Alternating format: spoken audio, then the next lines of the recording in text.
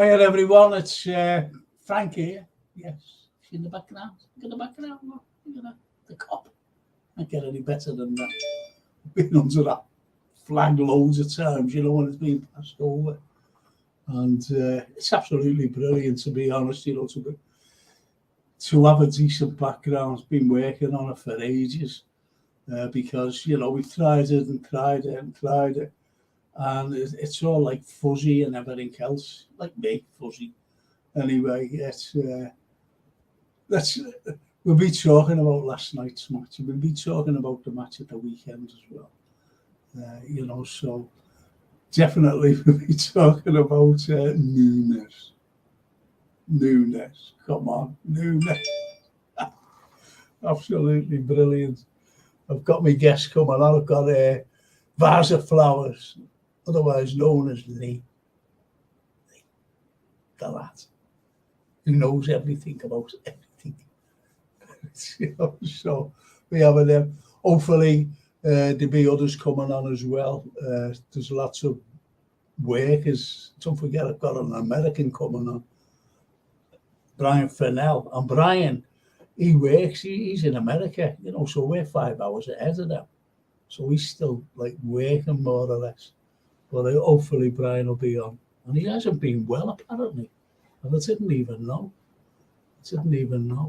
But anyway, let's go on to, let's bring Lee in, and I'll go on to these comments to greet us. Hey, Lee. Evening. You're okay? Yeah, sound, yeah. You don't sound enthusiastic there, do you? Yeah, I'm all right. Yeah, I'm all right, mate. What's you think in the background? Yeah, I like it. Yeah, it's good. It's nice. That's good. Looks good. Yeah, it is, isn't it? We tried hard, and at least we've got something going. And greetings, Earthlings, Redbird. Greetings, Earthlings. I feel like an alien sometimes, you know what I mean, Tim? I don't know about you, like. Greetings, Earthlings. Oh, Des Reynolds, Taz. Yo, Redbirds, I thought Jamie was live tonight. I think everyone would be asked, see, you want to tune in to Jamie? Let me just put this up a minute. Because, listen, if you're there going to the game, and especially the home games, just go to that scarf or a badge, go to them. Brilliant people, great quality stuff, dead reasonable prices as well. And they're just a small business. They've got everything. They really are. The unfortunate thing is, when I went away a few weeks ago, I left all my T-shirts. I was walking around with all these on, that scarf and badge, and I left them. I had to leave them for some reason. Anyway, get along there. Absolutely brilliant people. Do you know what, Frank? I was never into hats or scarves. I like the little badges, the little pins you could put on your jumper. Yeah. I was into them when I was like a teenager. I liked them. But I had a sun hat. Remember, everyone used to have sun hats. They were very popular. Liverpool and Everton sun hats. I had one, but I don't think I ever wore it to the match. No. Do you know what? I don't like saying this, but I've never wore colours. The only time I've ever wore colours is when I went to, away games. I've never been to Anfield in a Liverpool shirt. Neither have I. And neither is, my family and loads of mates. They don't wear the colours. But, when you go away, go into Europe, especially in finals, that's when you wear them to say, listen, we're the Reds, We are the boys. And there's Jamie Phillips's thing. He's great, Jamie. If you're ever getting on any pods, get onto him. Jamie is one of the best. He really is. He's a smashing lad as well. Big Red. And he has great guests on as well. I like that Jay Mack, is it? I think he's great. Yeah, he's all right. He's good lad. He is. And any books that you want to read, look at this, The Social one by Marios Manzos. And Marios, he's a big red.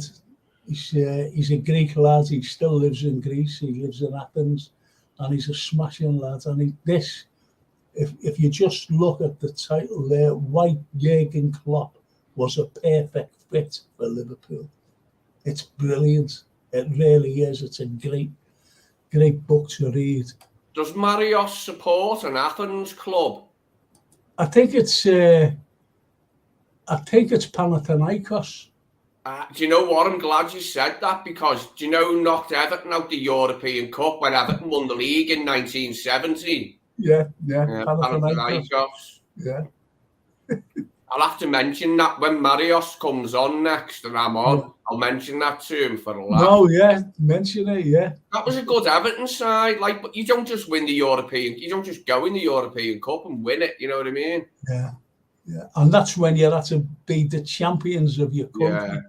It was sad for Everton that I think Everton would have won it in 85. I think they were better than 85, 86, sorry. I think they were better. Porto, I think Porto won it. I think Everton probably would have won it, but it's not definite. I mean, Panathinaikos knocked that great Everton team out. Yeah. I used to have this mate, Everton, and he was always going on about that. So I did used to bring the Panathinaikos thing up quite regularly to shut him up.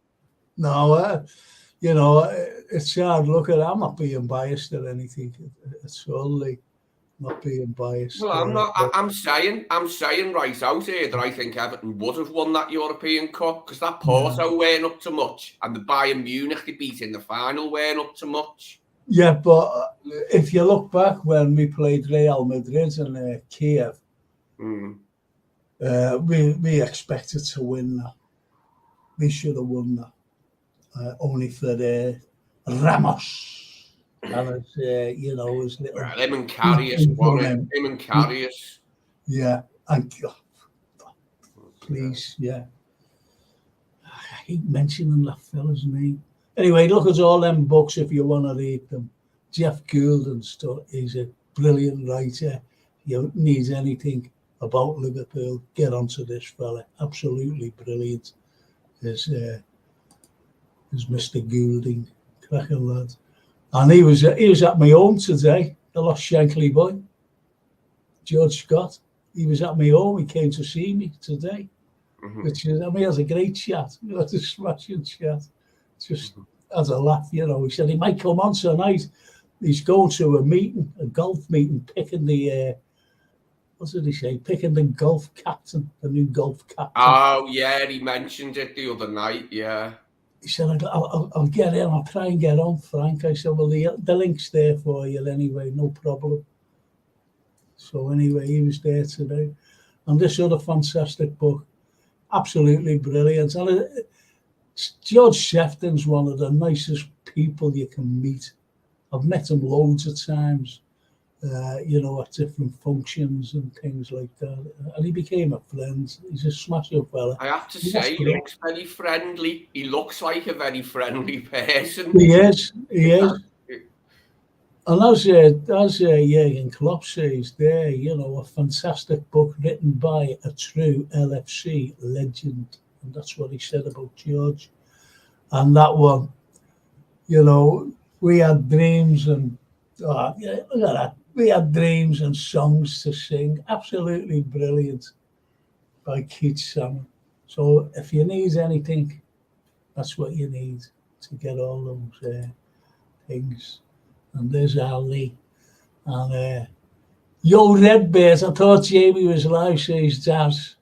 And Lee Wizkid. Hi, everyone. Hi, Lee. And look at that, eh? Fantabulosy background. Redbeard. I bet your FSG wouldn't like it though, Frank. They don't like they don't like banners at sport. No, they don't. They don't. They tried to ban flags, banners, and everything else when they first took over. I don't know whether you know that. Charlie Wood. Good evening, Frank. Hope you're well. Thank you. Thank you, Charlie Woods. I am okay.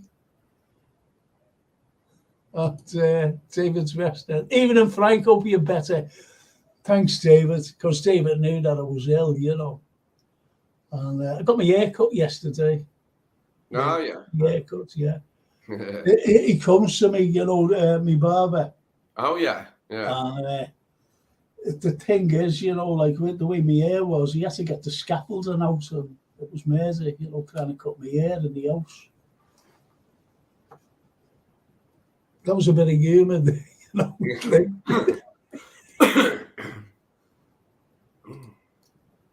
Taz says, all right, Frank, how do you think we line up on Sunday? We'll be talking about that in a moment or two.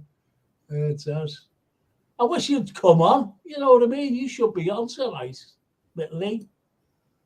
Charlie, well, good evening, Lee. Yeah, Lee. Evening, Charlie. Never been snaky. I've worked on my background for an age, Frank, and no matter how I try, I'll always come from Stoke. Recently, I've required a purple bin, exorbitantly priced leisure footwear. Things are looking up. Exorbitantly priced leisure footwear, that's a killer, that. Oh, Arthur Schofield.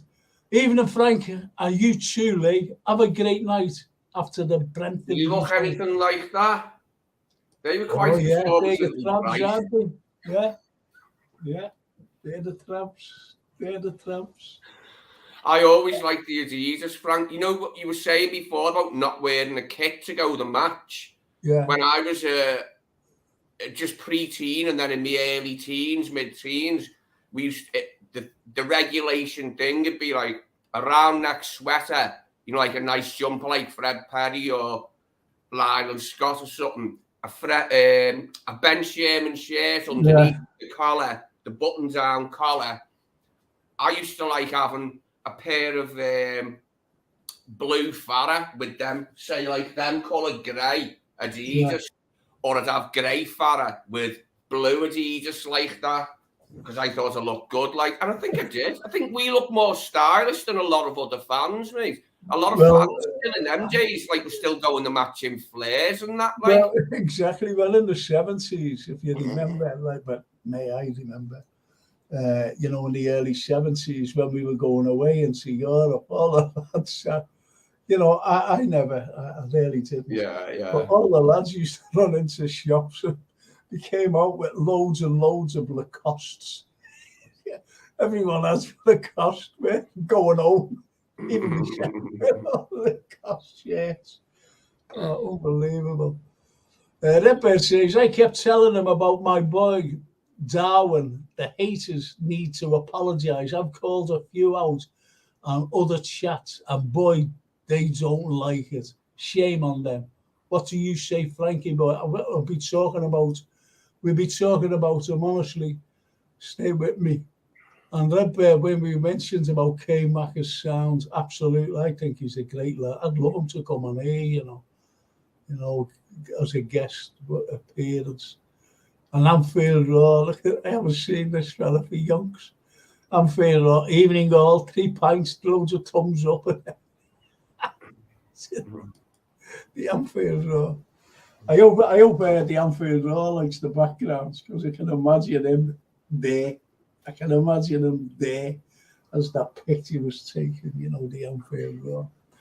David Shakespeare, I have Frank and Lee. I was made up with the win. I was made up with the draw.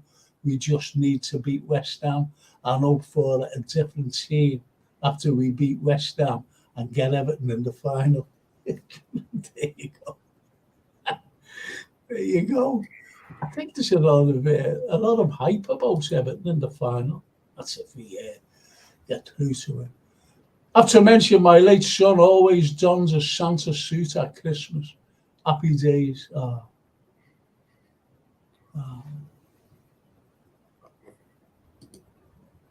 You do think of like dead relatives at Christmas, don't you? I was thinking of my nan before the last Christmas she was alive. Yeah, that's my mother died on December the 22nd. My mum's birthday is the 23rd of December. Well, it's her birthday on the 11th of this month, the old girls. Oh. You know, so it's... How long ago did you lose her, Frank? 95. 95. And you know what? You know, her nurse, she said to me, on this day, she said, on this day, the 22nd of December, your mother will be looking down at you to see how you're at. That's what she said to me. Marvellous. Another Liverpool-Chelsea final with the Reds winning on penalties. It's written in the stars, says Redbird. I'd rather play Newcastle, because we've never played Newcastle in a final. We have. Have we? We played them in 74, I was there. Oh, yeah. Well, But Malcolm McDonald was saying, we're going to beat these. No chance. That was Shankly's last game. Final. Yeah, last final. Yeah. Oh yeah, Frank and Leah was made up with the winner. Oh yeah, we just said that. You know. A few teams won the European Cup because English clubs were banned. Yeah. I'd like to have seen our 1988 team with Beardsley, Barnes, McMahon, Whelan, Houghton, Aldridge, Lawrence and Hansen against that AC Milan team with Van Basten, Gullit, or who was the defenders? Was it Baresi? No. You know, anyway, don't you? Ancelotti was in that team as well in the late 80s. Ancelotti became a Liverpool fan after that. Yeah, well, they took over from Liverpool, didn't the AC Milan took over from Liverpool. No one was dominating it. After we got banned, Porto won it then. Yeah. Who won it in 87? Was it Eindhoven? PSV Eindhoven. And then it was Milan, I think, for a while. Milan won quite a few, didn't they? Yeah. Listen to the voice of Anfield on Audible, great book, says Charlie Woods. Yeah. That's what we was talking about before. Talking about banners, we need to ban FSG, says Redbird. I think a lot of people will go along with what you're saying there, to be honest, Redbird. I've been away for a bit. My mother passed. Oh, sorry there, mate. Oh, I'm sorry. Sorry, mate. Best wishes to you and your family. Yeah, condolences from everybody here. So sorry, Anfield Road. So sorry. I'd love these to come on, you know. David Shakespeare. No, he keeps coming on. He keeps like, I don't know, getting everything in the final. And Anfield Road says, sorry to hear that, pal, to Anfield Road. Oh, that's sad. Hello, my old pan, Frankie boy. How about our amazing team of late, mate? We'll be talking about that. I'm just going to get through some of these, and me and Lee will be talking about everything. Look at that field. Hiya, Frank.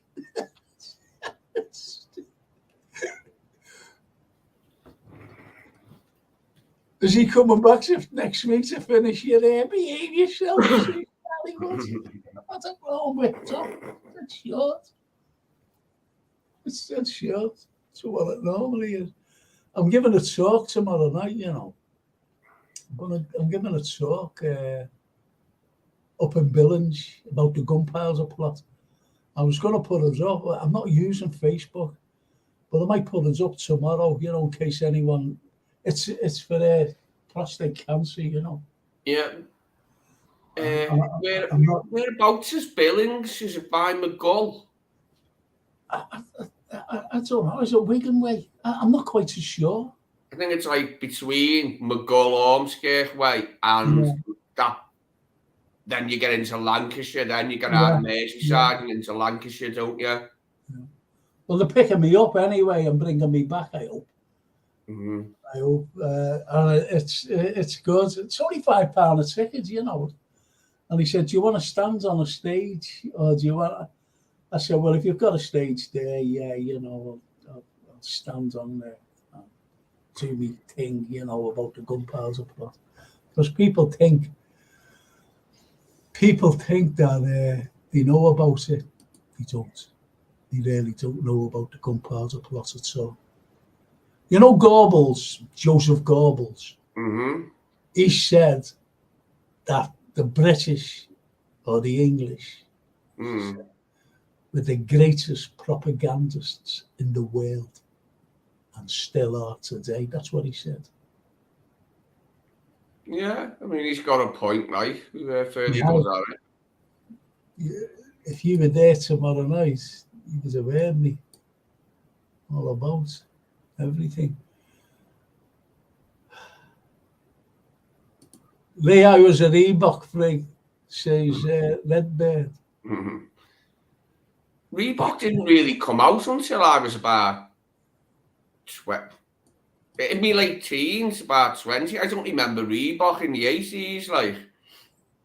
Yeah, I do. I've got a pair. If someone comes on, you know, when I'm taking my pill at 9 o'clock, I'll bring one in. A pair of Adidas ones. Yeah. Honestly. Do you remember I'll just show you them first. Oh. Do you remember the make Patrick football boots? Yeah. Keegan used to wear them. Yeah, that's right. Yeah. That's right. My nose is dead itchy. Right. That's good. Liverpool fans were always the best dressed, says Snapey. Yes. 14 watching, only 7 likes, people. Hit that red thumbs up, says Redbird. Thank you. There's only 3 on here. There's only 3. Nunes has really stepped up this season, 100%. Agree with me mate. Redbird 9 says the Anfield Road. Yeah. You'll be talking about him. Honestly, just let me get through these people. Please let me get through.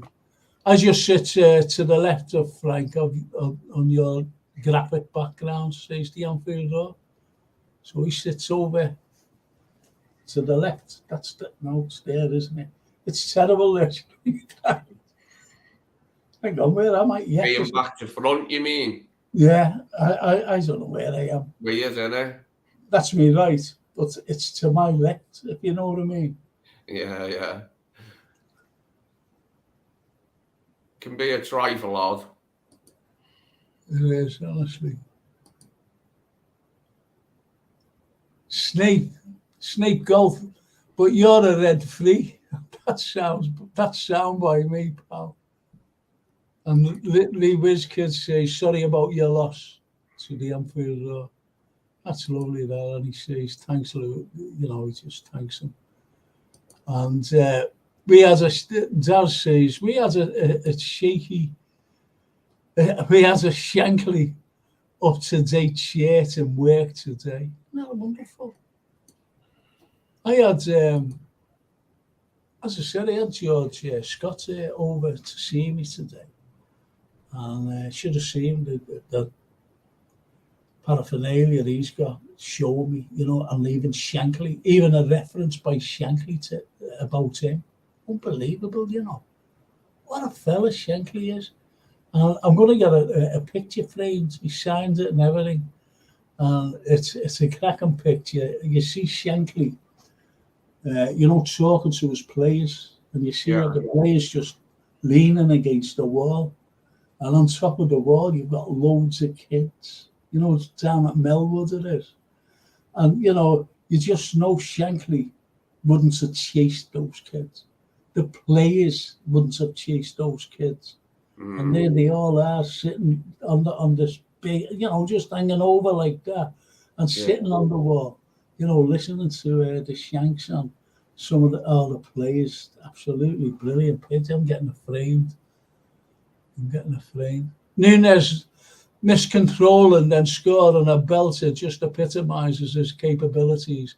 The Uruguayan's is rapidly winning our hearts and minds, and he loves the club. Yeah. And we love him. The away fans are much better than singing than the home fans. Wish we had a song for Darwin, Slobbo, Gapco, McAllister, Diaz. Yeah, I think they'll come about. Tony, Tony. Yeah, Tony. He came to see me yesterday. Another visitor. You had a lot of visitors, haven't you? Yeah, and he brought me. His lovely wife, Jeanette, a smashing woman. And anyway, he came to see me, brought him in, and Jeanette was behind him as well. She had a big tray of mince pies. Loads of them great big Costco ones. Yeah. Well, you could put a candle in every one of them and have a happy. Funny enough, I had a mince pie about half an hour ago. Yeah. Just one of them ones from the supermarket, though, like in a box. I think I'm the only one. I think I'm the first. One to eat a mince pie before Christmas. Because he had one. Hey, look, they're good any time, aren't they? They're good anytime. Yeah. David says, I wish we had the best midfield song and best up-front song and the best defence song. A point, says Arthur Schofield. That Snapey says, sends in genuine condolences, Anfield Row. That's lovely. That's kind of... This is brilliant, this is brilliant. Good luck with your talk, Frank. Thank you. Thank you so much, Charlie Wood. Frank and Lee, did you hear the breaking news? If you combine, Frank said, the club's established date and Katie Price's virginity date still isn't as old as Naomi Katie.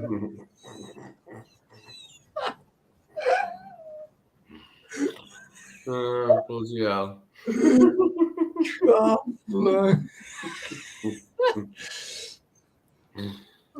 I always remember someone saying, about Fabinho.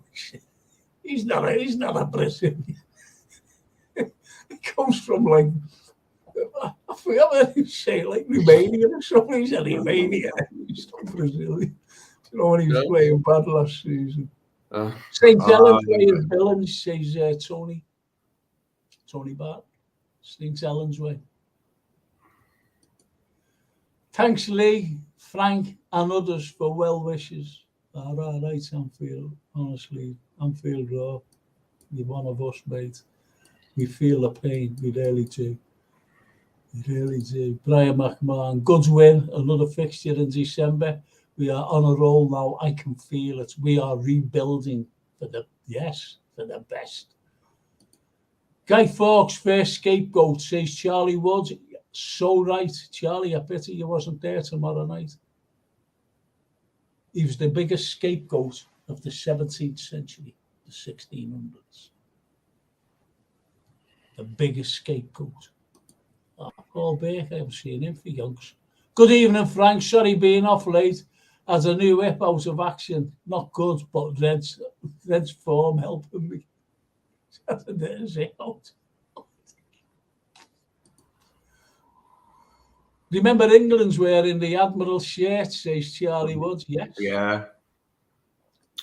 And Snapey says, Joseph Goebbels propagated his whole ethos on the English model, and he did. That's why he came out and said they're the greatest propagandists. Evening, says Shane, and 2 pints for me and you there, mate. Evening, Shane. Sorry, a point to note. On that point, that was the day Shanks retired as we played Newcastle in the final at Anfield. Favourite Kevin Keegan scored 2 of the goals. Yes. Appreciated. Snapey says Anfield Row. And Anfield Row, very true, Charlie Wood. And there's my lovely Frankie had his haircut. Yeah. Donald, if you're on Facebook, send me a message on Messenger. Send me a message on Messenger. Okay. And we'll sort something out. See,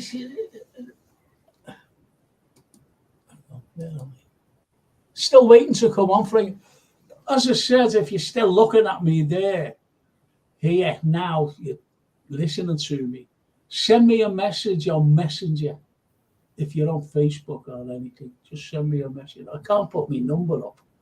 You know what I mean? I'll be inundated with calls.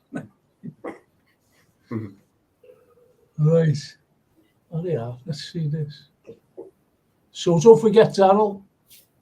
My great uncle ran the sock factory in Leicester that made socks for that Admiral kit. Nice fact. Nice fact. 3 biscuits, yeah. Yeah. Red Bird, I'm glad to be back. Missed you all, says Anfield Road. Right. That's a great, lovely comments. Lovely comments. Keep coming them in, people. And we'll start talking now. If you haven't pressed the like, please press it. If you haven't subscribed, cost nothing. Just get the algorithm out there for me and the likes of Lee and all the other wonderful. Gonna grab a bit of water. God blimey, that was quick, wasn't it? Anyway, last night.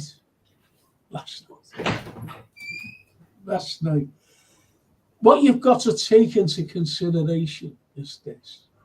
And people, I haven't heard men saying it really. It was the conditions. The conditions were atrocious. Driving rain, swirling around. I remember Darryl sent me a message. When I get my pill later on, so I'll get back to you on that. Okay. Yeah, thank you, Darryl. Thank you. Yeah, it was swirling. Kelleher hit the ball out, and it went down, and it blew out of play. You just see it go out of play. And there were the conditions. Don't forget that their grounds are so tight. Yeah. It's so tight. I hope it's not like that at Luton on Sunday. Yeah. Because Luton's ground's a little thing, isn't it? As far as I know, it is. Yeah. And look who's on. Look who's just look at this. Jamie Phillips. Because even Frankie baby, Jamie. Oh, look at that man. I just mentioned you. And that K-Mac as well. Mention K-Mac. I think he's a great guest. But you've got a great rapport with him. And your other guests, don't get me wrong. Jamie, don't get me wrong. And Darryl says, hey, Jamie, so. But yeah, I'd love to know what Jamie thinks. I'm in the hospital tomorrow. I know that Jamie has live shows. I try to catch them all the time. And I always comment, because what a lad. 100% Frank, that was a tough night for the boys. But in the end, says Anfield Road, our quality showed a little bit of recognition. This is what I'm going to talk about. I'll be talking about Quansah. I really will. Don't be worrying about that. Well done, Frank. Decorating wallpaper looks great. Thank you, Soulboy Fran. I do the English literature class as well on a Wednesday morning. I've got a cracker for that. And my history show as well on a Monday night. I've got a cracker for that. So, but we'll be changing our banners and things, in the background. We're changing each week, hopefully, each time. So listen, last night. You've got to mention Nunes before anybody. So what did you think? Do you know when the team was picked first and foremost, and on paper, I said, we'll beat these. But when I seen the rain and everything else, I thought the conditions might spoil us here. The conditions.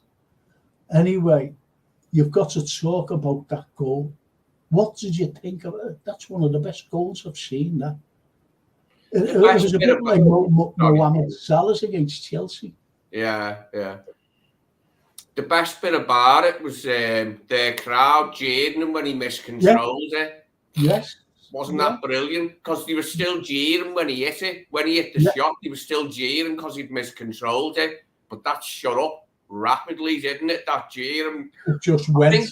To be honest, I think I was listening to it about an hour ago, and I think they shut up before it even hit the net. They were jeering him still when he kicked it, and then it was halfway into the net, and they went, and that was it.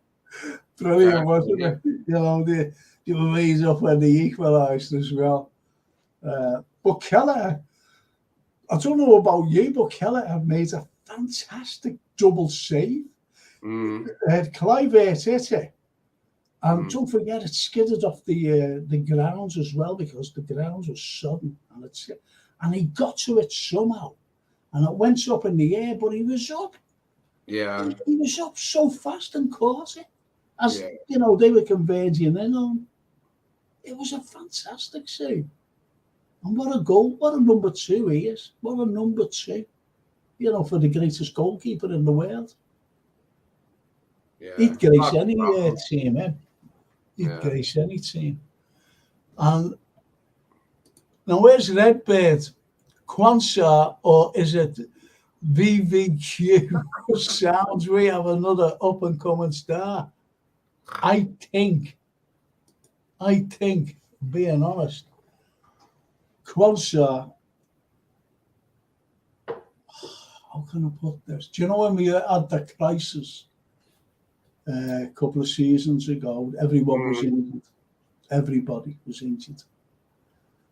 If Kwanzaa would have been like he is now, he would have filled that gap magnificently. I think he's brilliant, that lad. I think he's brilliant.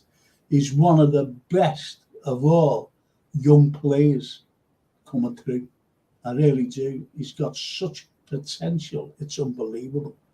It's unbelievable. What do you think?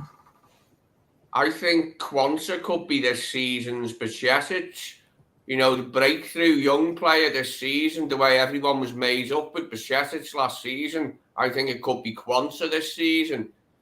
Funnily enough, there was an you know, the Anfield rap. It's like on YouTube. It's Neil Atkinson, Rob Gutman, and it was Mo. I forget Mo's second name. Black fella, bald head. Yeah. Anyway, it was them three talking at a pint. They were all these had a few pints, and I already typed that in the comments. I said Kwanzaa could be this season's Bajcetic, and then about halfway through the video, Rob Gutman said exactly the same thing. He said Kwanzaa could be this season's Bajcetic. So, but for me, Bajcetic, you know, great potential again, like with the likes of Kwanzaa. But Kwanzaa, I think, has got more to his game.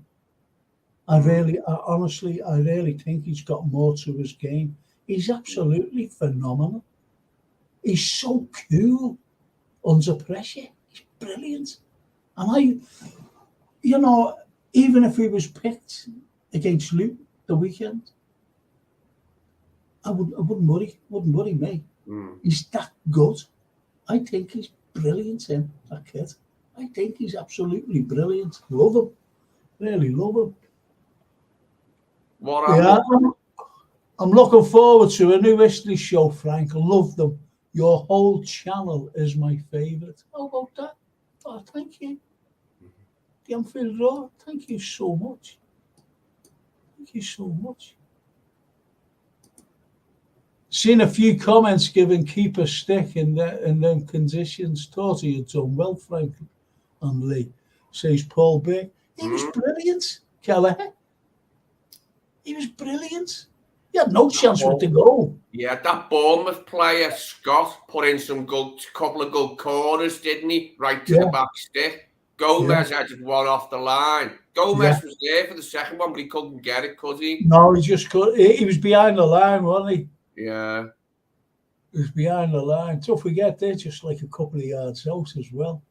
Yeah. But I tell you what, I couldn't give a toss about, anyone criticising. That was a great win, That was a great win on a very tight pitch, away from home as well. Where we lost last year. Yes. And not only that, the conditions were atrocious, as I said. But they went out and absolutely. I've got my mates out from all the way from Seattle. Oh, Mars. There's Brian Fennell. There he is. Hey, hello, Brian. how are you? Oh, how are you? All right. All right. All right. We were talking about Nunez's goal last night. What was your take? Oh, that was beautiful. Just laced it right in the upper right corner. Oh, that was a thing of beauty. Yes, absolutely. Loved it. When we were talking, and when that ball went in, Lee said, and he got it spot on. And he mentions about when he fumbled, miscontrolled the ball and it went out towards the wing. They were all laughing. All the crowds, all the Bournemouth crowds were laughing their heads off. And he got it within a couple of seconds. They were all up right away. Yeah. In the back of the net. It got very quiet, didn't it? Oh, very much so. Very much so. But I tell you what, Brian, it reminded me. I don't know about you, and I don't know about Lee. It reminded me of Mo Salah's goal, albeit that they were at different angles against Chelsea. Yes. Just reminded me of that. It's enough, is it? And I'm made up with Szoboszlai because Szoboszlai is having a go outside the area, and he hit one which just flew past the post. I love it. He's one person who'll shoot from range. I love it. Yes. We need more of those. Yes. There you go. So you've been away for a while, Brian. So what do you think of the season so far? Can we get your opinion on the season so far? Your opinion? Sure, yeah. I'm pleasantly surprised or happy to be wrong about that. I was thinking, okay, 8th place, the way the summer went, the will they, won't they buy this first, will they, won't they, and so that was a bit botched, but very surprised by the season. And very surprised by Gravenberch too. I didn't know he was that good, nor he's fitting in that well, I should say. Szoboszlai, yes, okay. Steal, absolute steal. I don't care how much you paid for him. 65 million, whatever. Yeah, steal, whatever. Bargain, yes.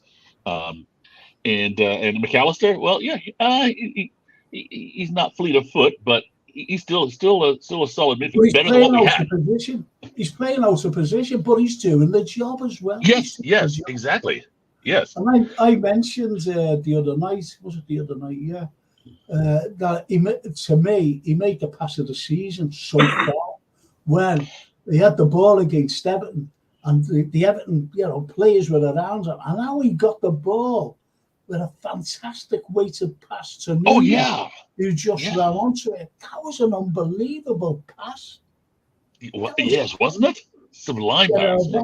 Gerrard's pass that was, while he was under pressure.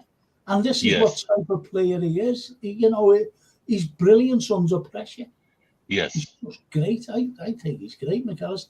And as you mentioned about Gravenberch, you think now what we've got in midfield. Do you know how much the whole of the midfield cost? 130 million. Yeah. You get that with Szoboszlai alone.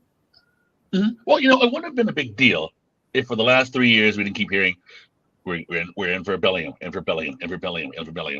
then no Bellingham. We'll still rebuild. It's like, okay, well, you're setting expectations. No, I have no problems with what was done. It's just the manner in which it was done. But I love the midfield rebuild, and we can't forget Endo as well, who's been quite serviceable. He captained the Japanese national team. yeah, I mean the quality of players, the character they have, in contrast to another club further up the motorway, which we'll ignore. I'm loving that too. And you can see the quality and character of the players that were brought in. So no complaints at all. Again, I thought we'd be in 8th because Kwanzaa looks good, looks solid. That's what we've just been talking about. Yeah, Kwanzaa. yeah. Absolutely brilliant. Yeah, you think? Yeah. Kwanzaa. Yeah, that. I mean, I was worried about throwing him into the wolves, per se, but he's handled it well, very well. This was Van Dijk suspensions and other things. Yeah, he's done quite well. And let's not talk about Tsimikas. You still want to say you still don't think he's better than Robertson? No, I think Tsimikas has been playing great. I think he's been playing well. Yeah. I think maybe Tsimikas told Robertson he was better than him, and that's why Tsimikas had a black eye last night. Probably. I say, yeah, I'm going to take your job. I'm about to take your job. I'll say it over you. Yeah. I'm saying it over here. This is what I'm going to do.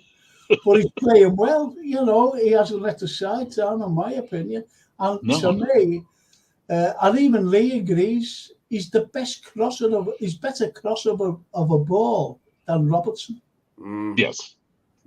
Absolutely. And defensively, I think, too. Into that danger area. Yeah. He really does. His left foot's a bit more cultured than Robbo's, isn't it? It's got a little bit more in it, his left foot, I think. Right.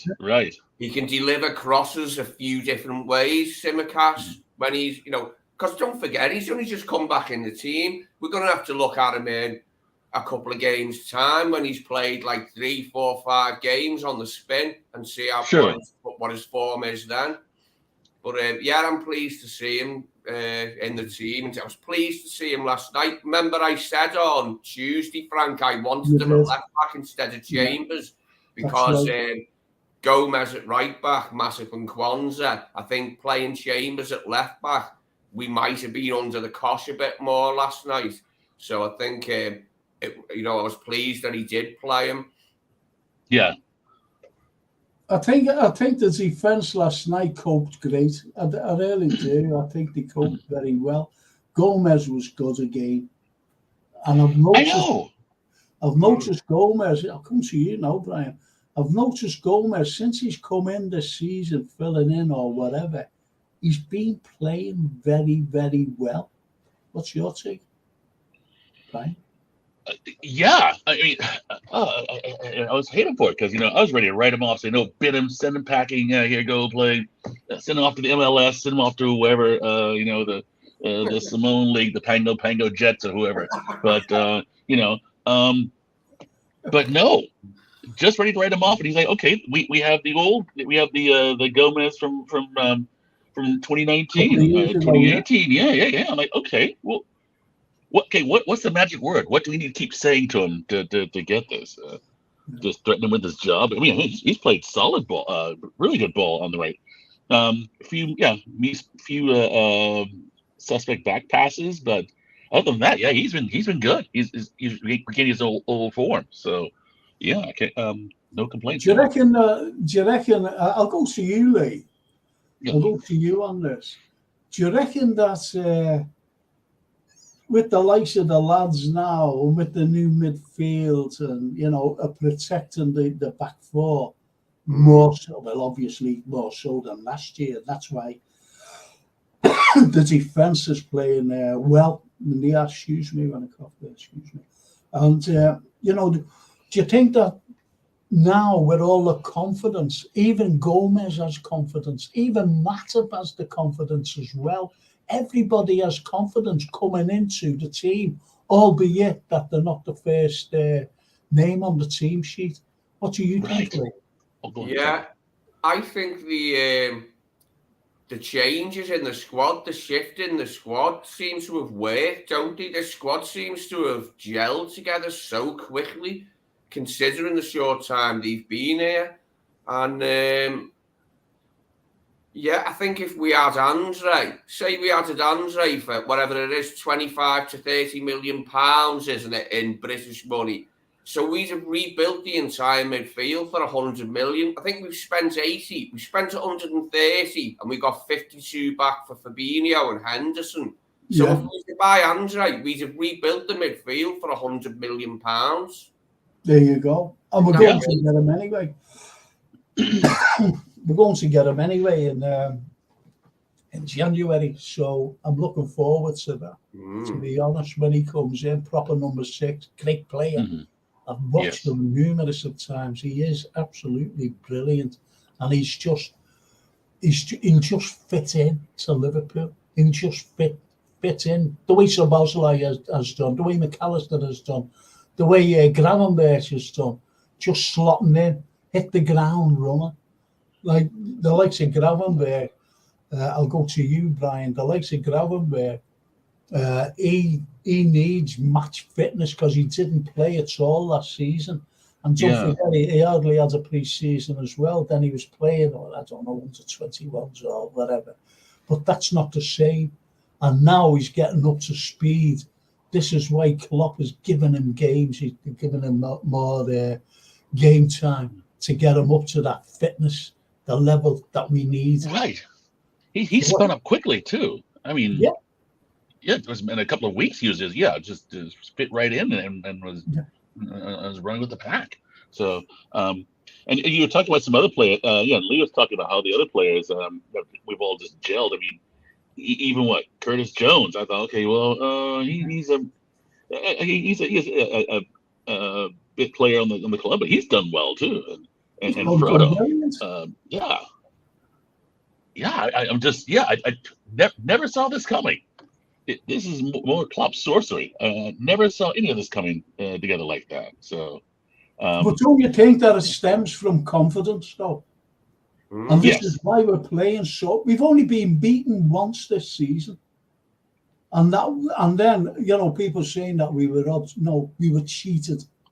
That game was cheated away from us. That was an absolute disgrace. The Spurs game. But we've only been beaten once. Well, yeah, true. Well, there's some defensive lapses in that game too. The defense was a bit shaky, but that was they were robbed. But let's say in that case, score more goals. Take the ref out of the game, score more. Just put the ball. So I know what you mean. But but we'll see him again and see what happens. Yeah. But I love the confidence on this squad. What do you think, Lee?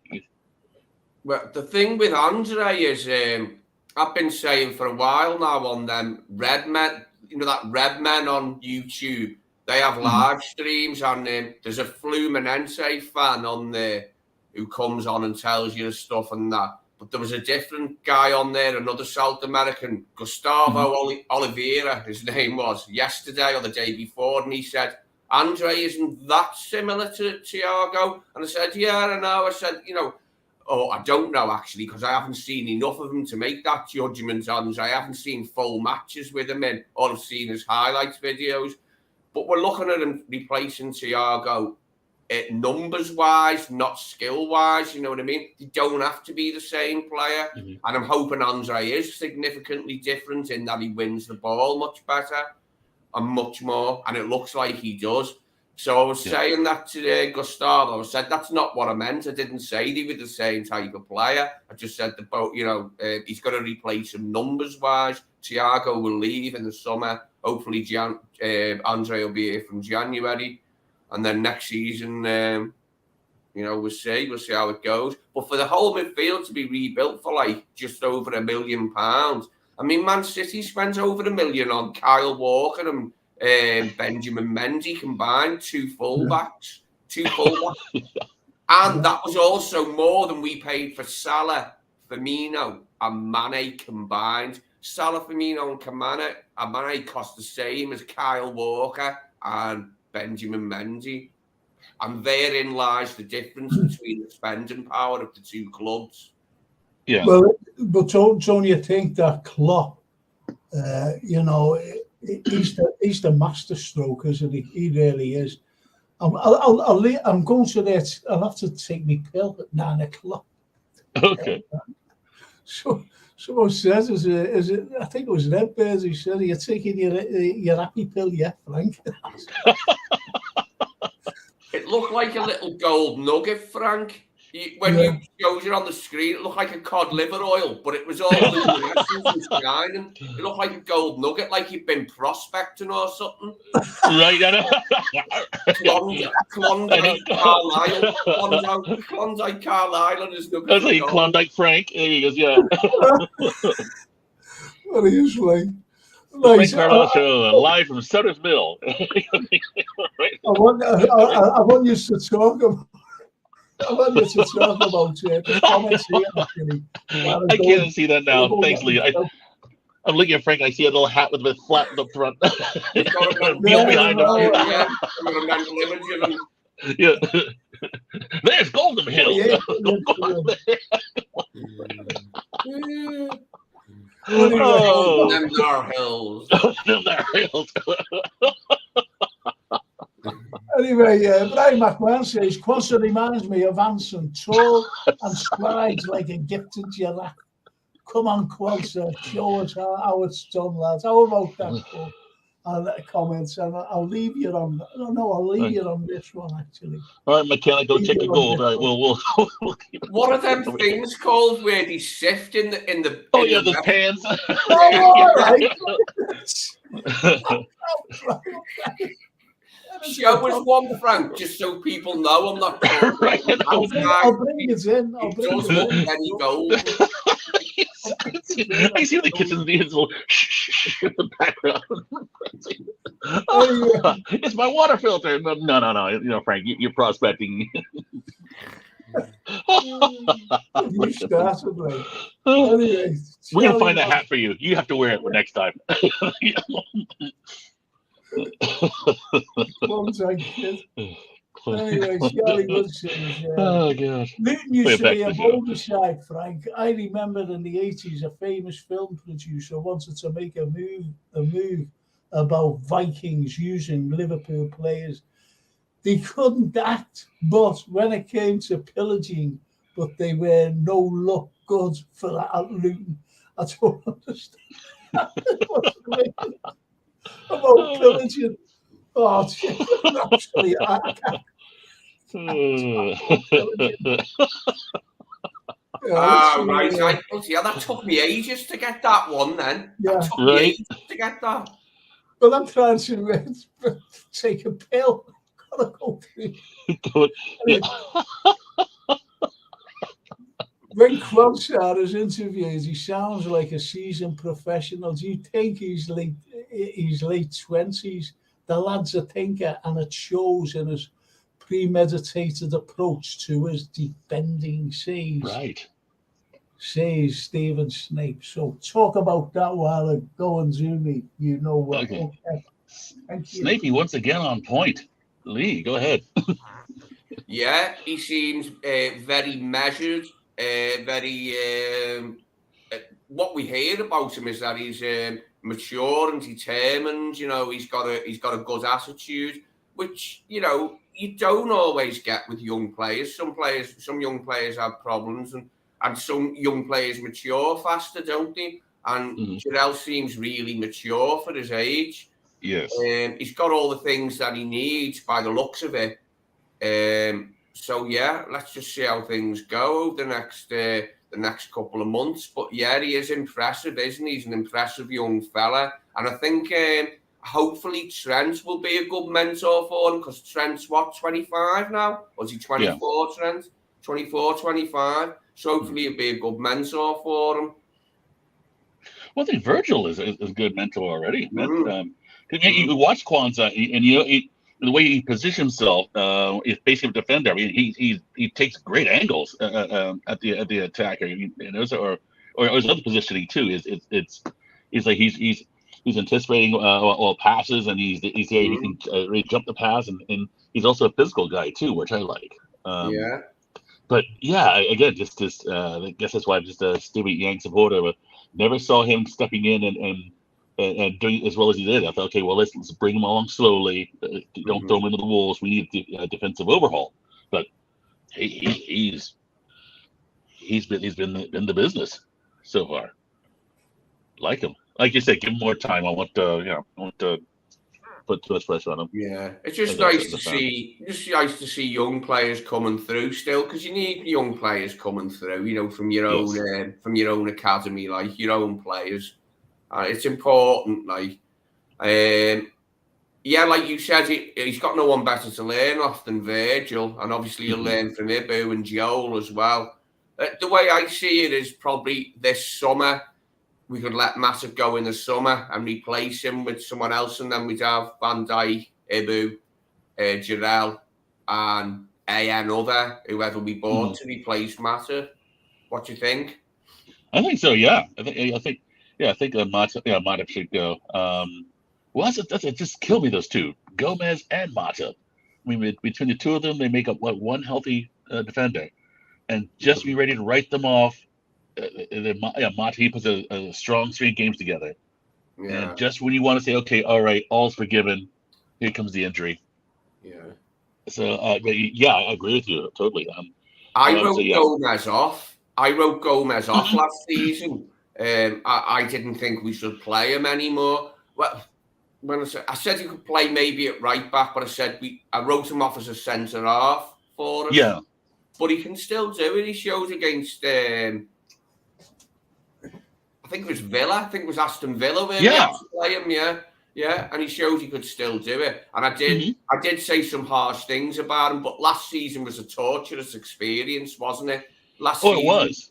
It was nasty, wasn't it, last season to go through? I said some harsh things about Elliott. I said harsh things about Kwanzaa, about Gomez. Yeah. That's it, isn't it? You do, don't you? When we were having a bad run, we couldn't find a win anywhere. I was happy to eat my words about Joe Gomez. Yes. Well, I would say he's been playing well. I don't want to get into. I don't want to say, okay, I was wrong about him. Then all of a sudden, that game coach appears, and then he gets injured. So he's doing well so far. He's doing all the things we need him to. Great, keep it up. Frank's back. I'm back. Yeah, I'm looking for Troy Ounces. TR. Never mind. Oh no! How did you find? I was looking for Daryl Merry's message. He said that he sent me a message, and I haven't got it. I haven't got it, unfortunately. But anyway, he said she sent me it on Messenger. Can't think. Okay. Just been looking. Anyway, so what did you think of Kwanzaa? What have you been talking about while I've been doing swallowing me? It was the last pill as well. It was the last one I've had out because I'm at the hospital tomorrow. And I hope everything, that I don't have to go back, if you know what I mean. I just hope it's the last visit tomorrow. Good. Touch wood. I don't know. And I've got this talk tomorrow night, as I said. So it's going to be a busy day. Francine's coming for me. She's going to take me shopping. Oh, good. And I'm there again in the evening, and I'm at my Billings getting this talk. And there was a cracking poster. And I'll ask Jason to put us up a bit later on. It's a cracking poster. You know what they've done? For me giving this talk about the gunpowder plot, Brian. Okay. Gunpowder plot. Well, that's right. The 5th of November, right? Yeah. It's people think that they know about it, and they don't. Honestly. Sorry to jump in. No, go on. Didn't they used to have it? They did actually, because I read it. I don't know what book I read it in. They used to have bonfire night and that in America. In the early colonial days, it was actually a thing in America. Bonfire night. Yeah, but then they got rid of it, like when they got rid of the British. I believe it. I'm sure some parts are still bonfire nights. Yeah. Interesting. I can't remember where I read it, but yeah, they did. Yeah, apparently. I think. I hope Jason can put it up for us. I'll just show you it. what I'm actually doing tomorrow night. And I just like people, if they live out that way. And it's only £5 a ticket. And it's all for a great cause, this bloody cancer stuff. Mm. It's all for a good cause. And as you know, friends of mine was, died from it the other week. Which is so sad. And it really upset me, to be honest. And I couldn't even make his service. I was at the hospital the day of his Talking service. about Jake? Yeah, Jake Abraham, yeah. It's so sad. It really is. But, and this is why I'm doing it. I've waived my fee and everything. I said, no, I don't want to pay. But whatever you're giving me, just put it into the pot for this charity. And they were made up with that, yeah. They were really not yet. They just said no. I said no, just give it. I said, this is why I'm here. This is why I want to go and do this thing. I might upset a few people, when I start talking about the gunpowder plot, because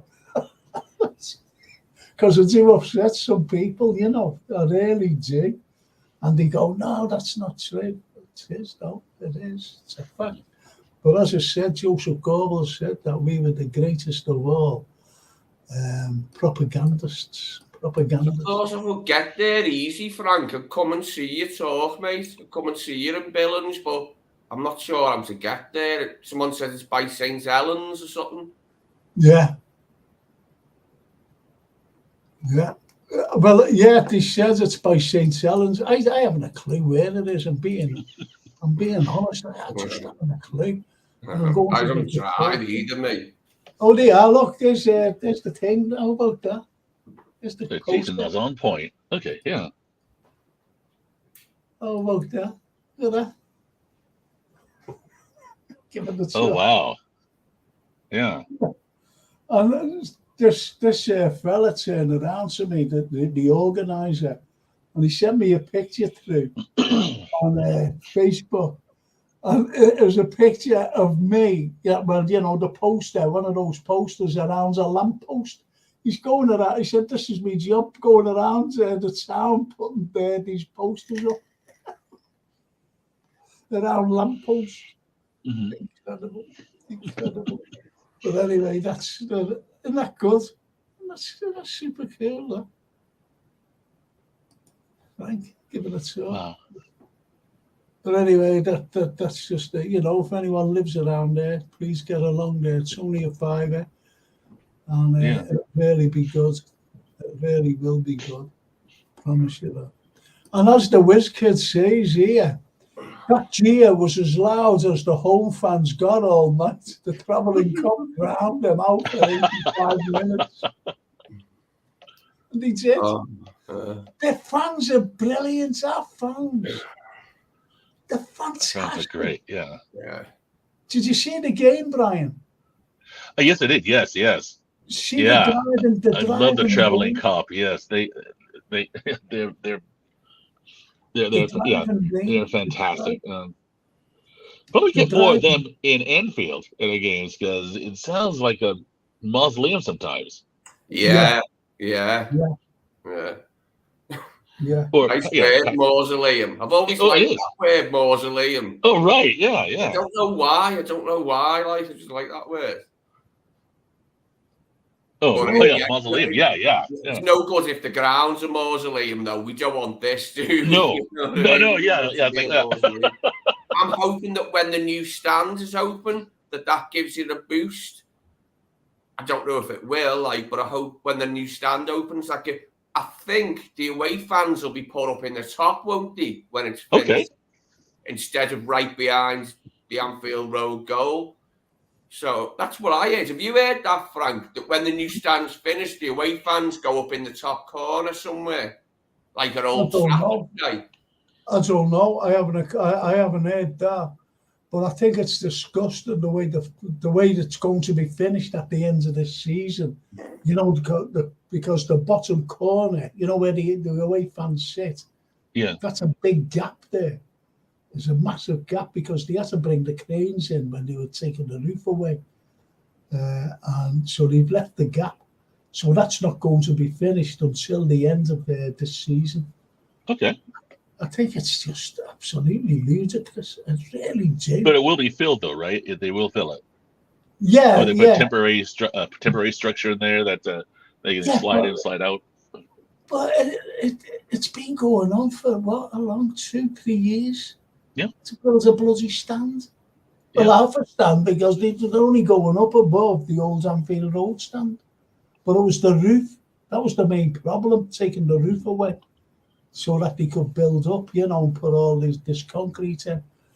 But it's just a nightmare, in my opinion. It's a nightmare for the fans that have actually paid these, for season tickets for that stand. They haven't seen the game. Those are nosebleeds up there. Yeah. I mean, really, It'll be fantastic when it's done, when the crowd is there finally in. I don't even know when they're allowed in, to be honest, because they haven't put in all the seats, but mostly done now, but I just don't know when it'll be complete so that they can start going in. Will that be the experimental standing portion, do you think? Are you going to try and put them way up there and let them stand? Or?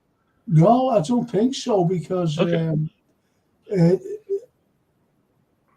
don't think so, because what I've seen of it, they're just all seats. There's no barriers where you can actually stand.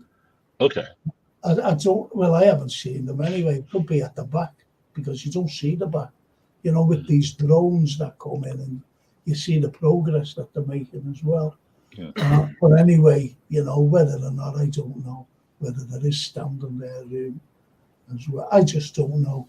But I've just seen seats. That's all that I've seen, rather than the barriers as well. Makes sense.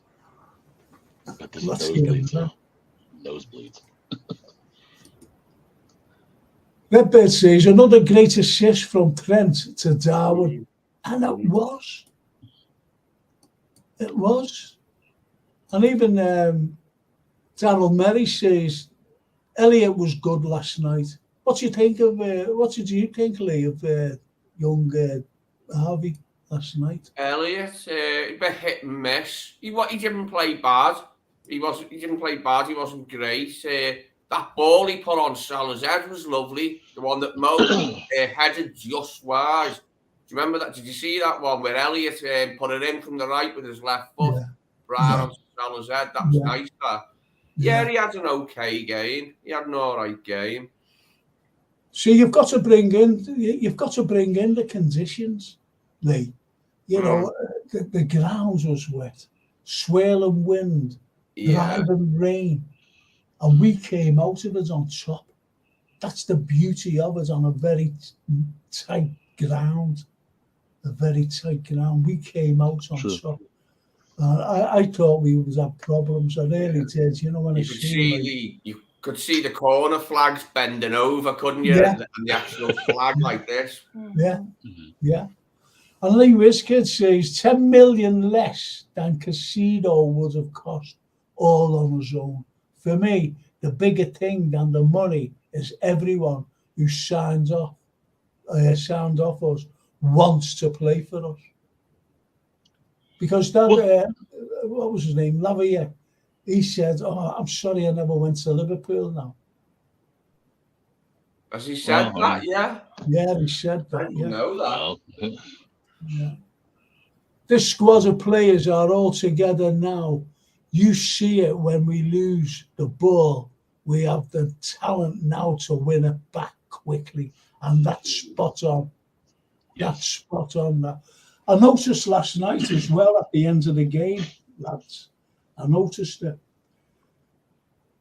The lads came running on, didn't they? The players, they came running on to congratulate the lads who finished the game. Every one of them, they all came on, the high fives, the hugs, everything. And that's the camaraderie, what we see now with Liverpool. That's the confidence.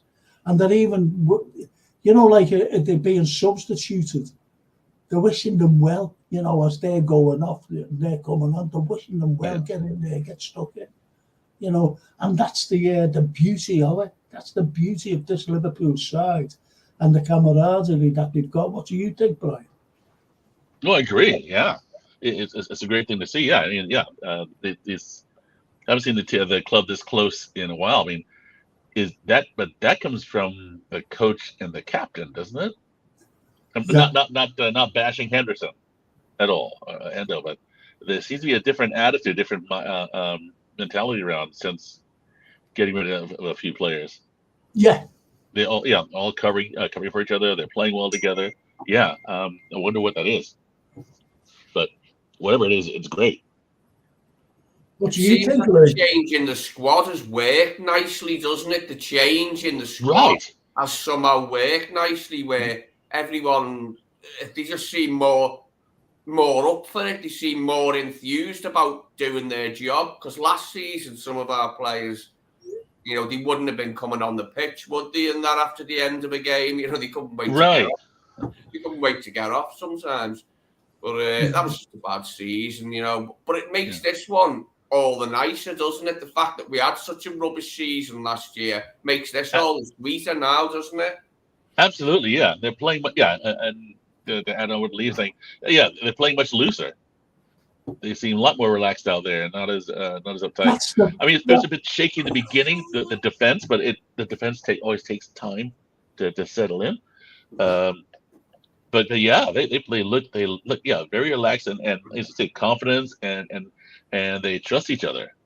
You've hit the nail on the head there, and it is the trust as well. Mm. They do trust one another, and you can actually see it with the likes of Nunes and Mo Salah, the way they can link up. But Mo links up with everyone. And they're looking at Mo now. He's a playmaker, isn't he? Have you noticed? He's become a playmaker. Mm-hmm. You know, those little deft balls he gives. He's brilliant. This is the beauty of what we've got in Mo Salah. He's an absolute dream of a player. And we're lucky to have him. And we'll look back, you know, when he finally goes, and we'll just be drooling over what he did for us. And what we had actually witnessed with Mo Salah playing for the Liverpool Football Club. So is that true about Osimhen then? When Salah goes, Osimhen is coming in. Is that what the plan is? I've heard a few rumblings. Supposedly, you know, there's always talk about that, but I think Mo's got another couple of years with us. I really do. I'll tell you who I'd like. I can't pronounce this fella's name. He plays for Napoli. Oh, Carlyle. Yeah. That number 77, that guy. Oh, he'd be fantastic. Yeah, he's smooth. He's got the quick feet. Yeah, he's smooth. And great vision too. In his passing. But we have Szoboszlai though. I mean, would they clash or? Yeah, I think when Mo goes, it won't be one player who replaces him. It'll just be the team evolving in general. You know what I mean? Mm-hmm. The emphasis won't be as much like on that right-hand side. It'll just be in general that, you know, he'll be replaced in the team by a few players, by the new combinations in the squad. Hopefully. Yes. You know, it won't be a case of going out and buying a player who's exactly like him and trying to get exactly the same things out of them. Because football don't really work like that, does it? No. You know, they make little tweaks and adjustments and then go on. Yeah, right, exactly. Darryl says, Frank's taking his pill now. Little Frank is here.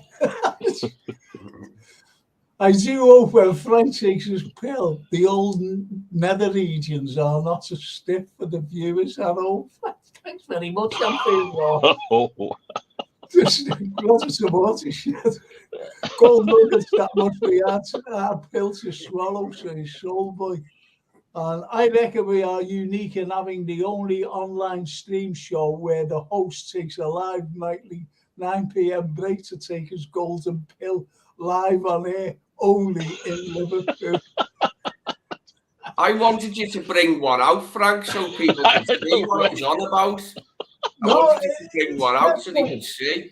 because they had this translucent, shimmering quality to them that really looked golden. And I was going to say it at the time, I couldn't help thinking it. Yeah. But what has happened was, when I went south, and I got me pill, and then I took it. I just had me water and took it. And I made a cup of tea and I forgot. And that was my last pill. That was the last one I had to take. Because the very strong golden nuggets, golden nuggets, but the very strong antibiotics. And I just show you that they use. I'm sure they're used for horses. I'm sure they blow down the mouth of horses, those things, pills.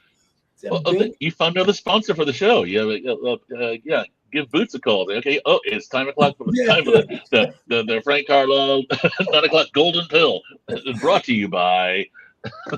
Well, that's Brian. I'm trying to make you some money, huh?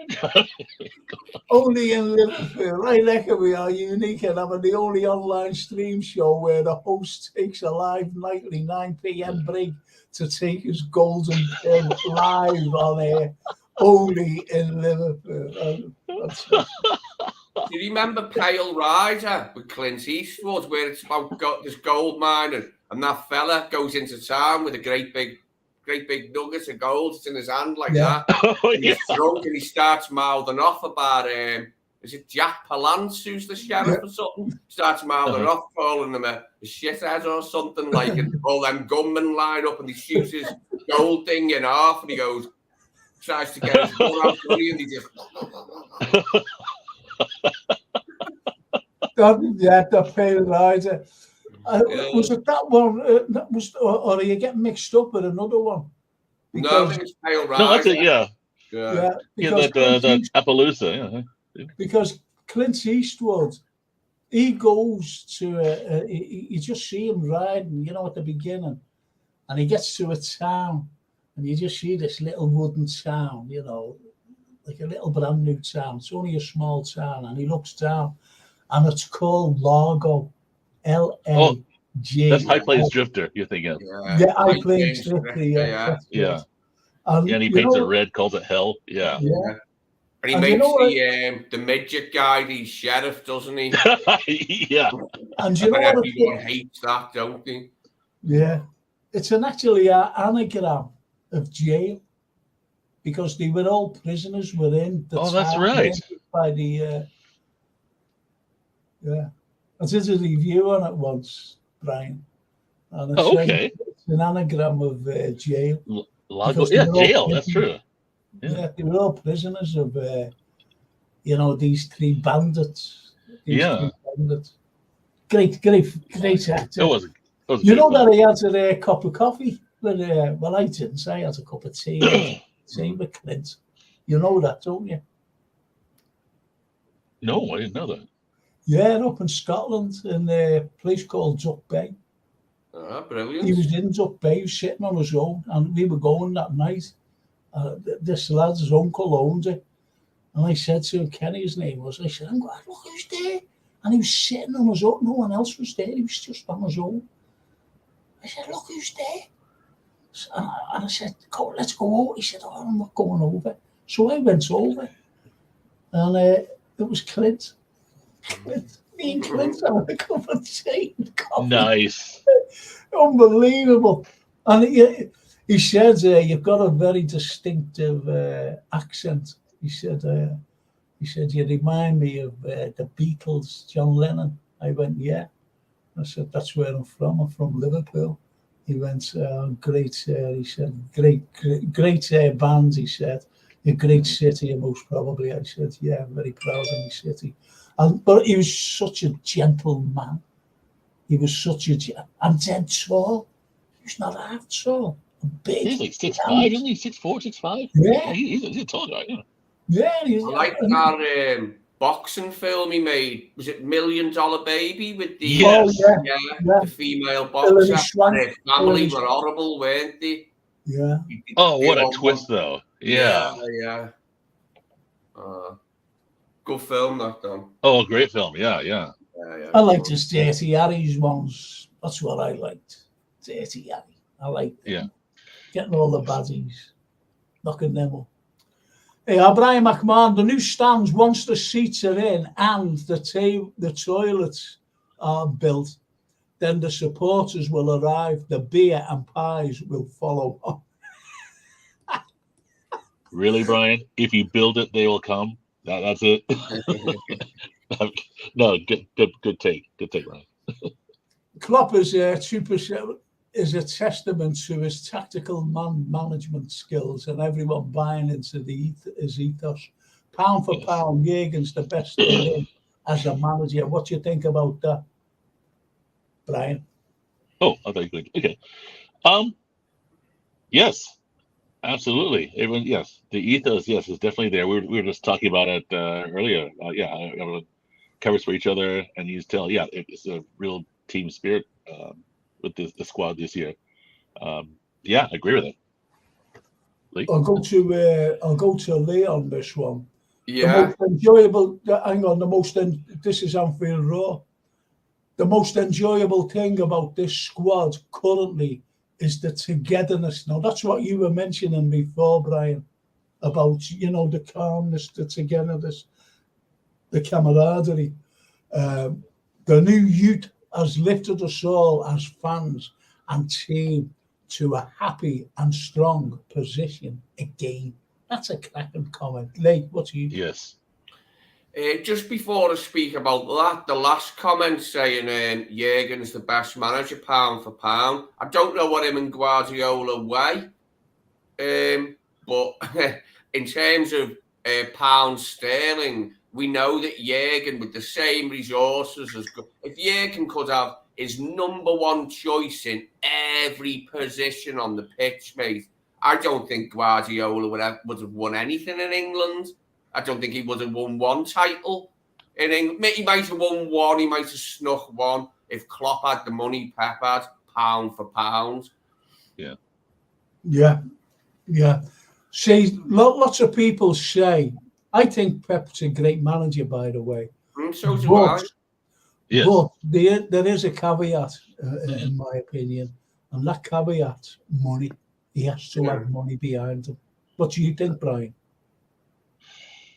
I think yes, absolutely, Klopp. The one criticism I have of him though is technically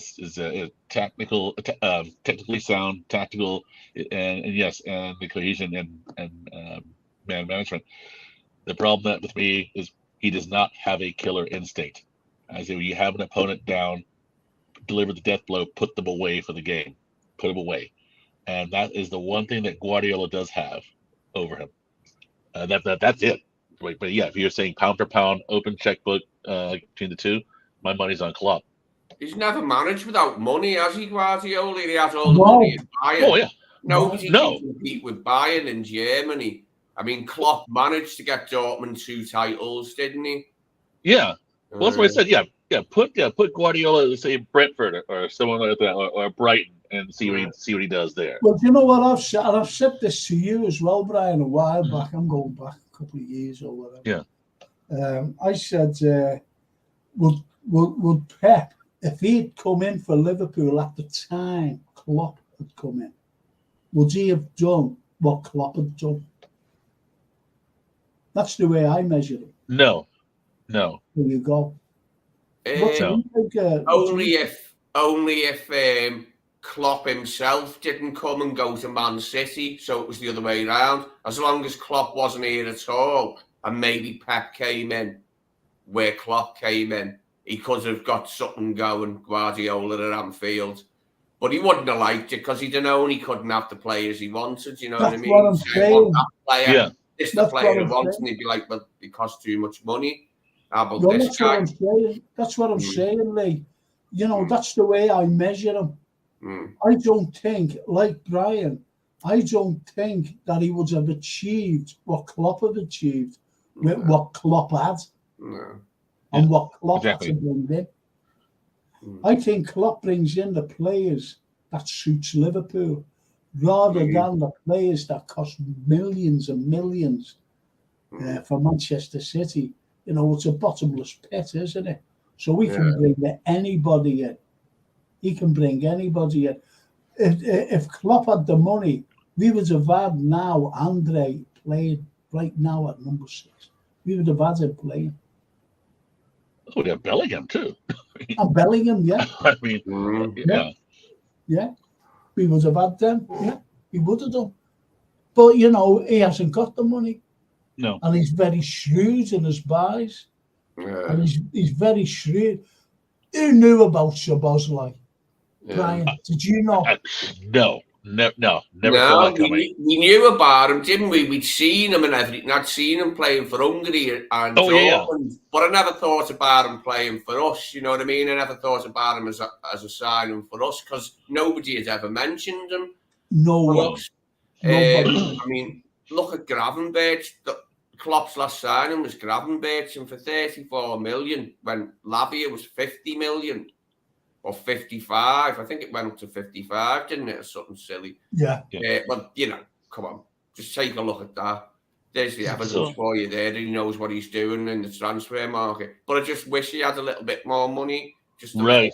You know, if over the pay, just a little bit more, not what Pep's got. If he just had that, say 20% more in the transfer market, I think we'd have more trophies. Yeah, that right. Another Premier League or two if he had about 20-25% more in the transfer market.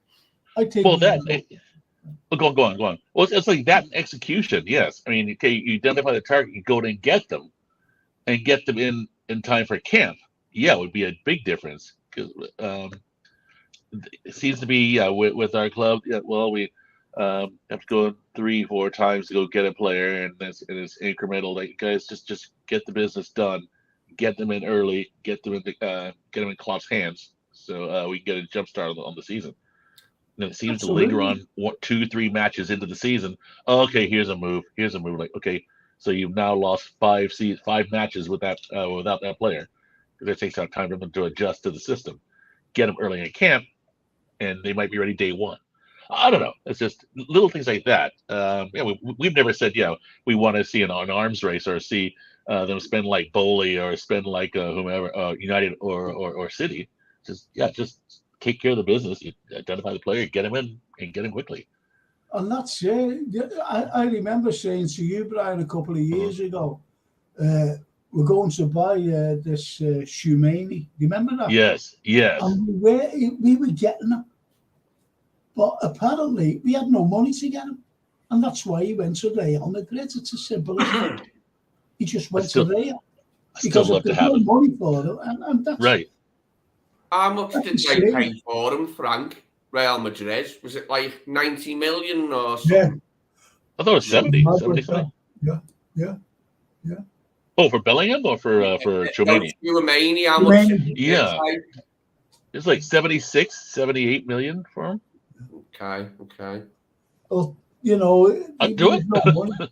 And true. Kovac was playing. Well, Sleepy says, I think Mo's up for another crack at the European Cup. He'll stick around instead of playing in front of a few hundred fans for more than money. He's a unique talent. Salah, one of our true icons. There you go. Well said, Brian. Love that. And Brian McMahon, he says, we witnessed what happens when a footballer's legs go and we had to rebuild our midfield. We now have new impetus and free-flowing football. Salah is tweaking his skills and the supporters are taking in.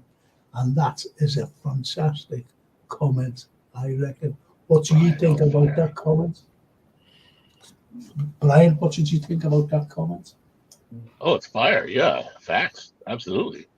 Because, you know, as he says there, Salah is tweaking his skills and the supporters are taking in.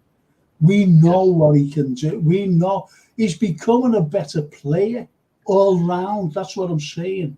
Yes. You know, obviously there are fans saying, get rid of him, he's not scoring or anything like that. They're not taking in the bigger picture with Mo Salah. Mo Salah is a unique player. He's like a cricketer. You know, I remember that Ian Bolton He was a fantastic cricketer. He could bowl, he could bat, he could do anything. And this is what Mo Salah reminds me of. He can do anything, Mo, if you know what I mean. If you throw him in midfield, he play midfield. If you throw him on the wing, he plays the winger. If you just throw him into the middle, he'll score. This is what Mo Salah's all about. He's an all-round player. He's unique. He's not just in one position. He's a fantastic player, and his fitness levels is unbelievable. I remember a couple of seasons ago, these people were going, "Oh, the greatest the fittest player in Liverpool in the club is what's his name, James Milner." I said, "No, he isn't." I said, "No, he isn't." I said, "It's Mo Salah. Mo Salah never ever gets injured. He does. His hamstrings go, because his hamstrings were starting to go. Milner's hamstrings." I said, "That's not fitness. That's not fitness." I said, "It's Mo Salah's the fittest," and he's proved it.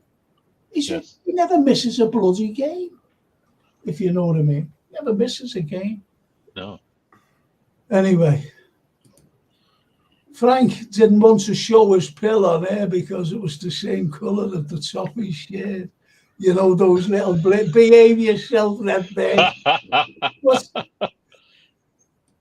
Steve Evans, Frank on them blue pills again. Behave yourself. I'm not mentioning anymore.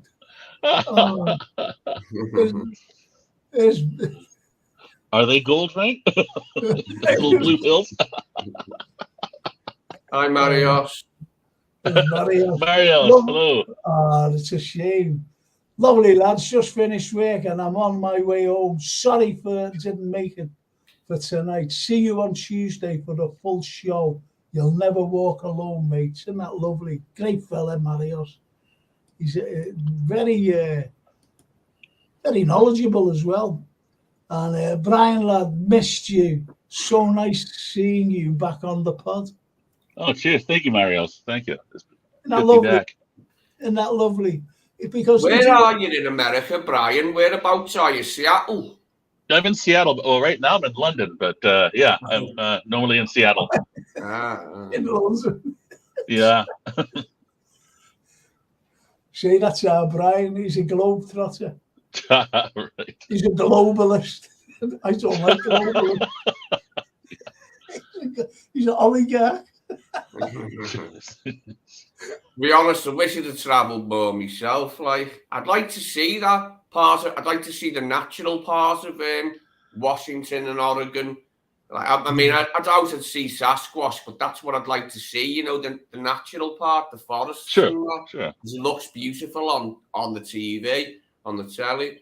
Oh, it is just gorgeous, that part of the country, the Pacific Northwest, Oregon, Washington, even going to British Columbia. Yeah, it's beautiful. Yeah. The weather, well, I guess the weather is like it is here, but yeah, it's beautiful. Absolutely love it. It is. It's. I was mentioning, I've got a picture. It comes up on my screen. You know them screensavers, and it's of Seattle, and you've got the city of Seattle, and in the background you've got this enormous mountain. It's a fantastic background. Mount Rainier, yes. It's incredible. You know, it's a fantastic picture.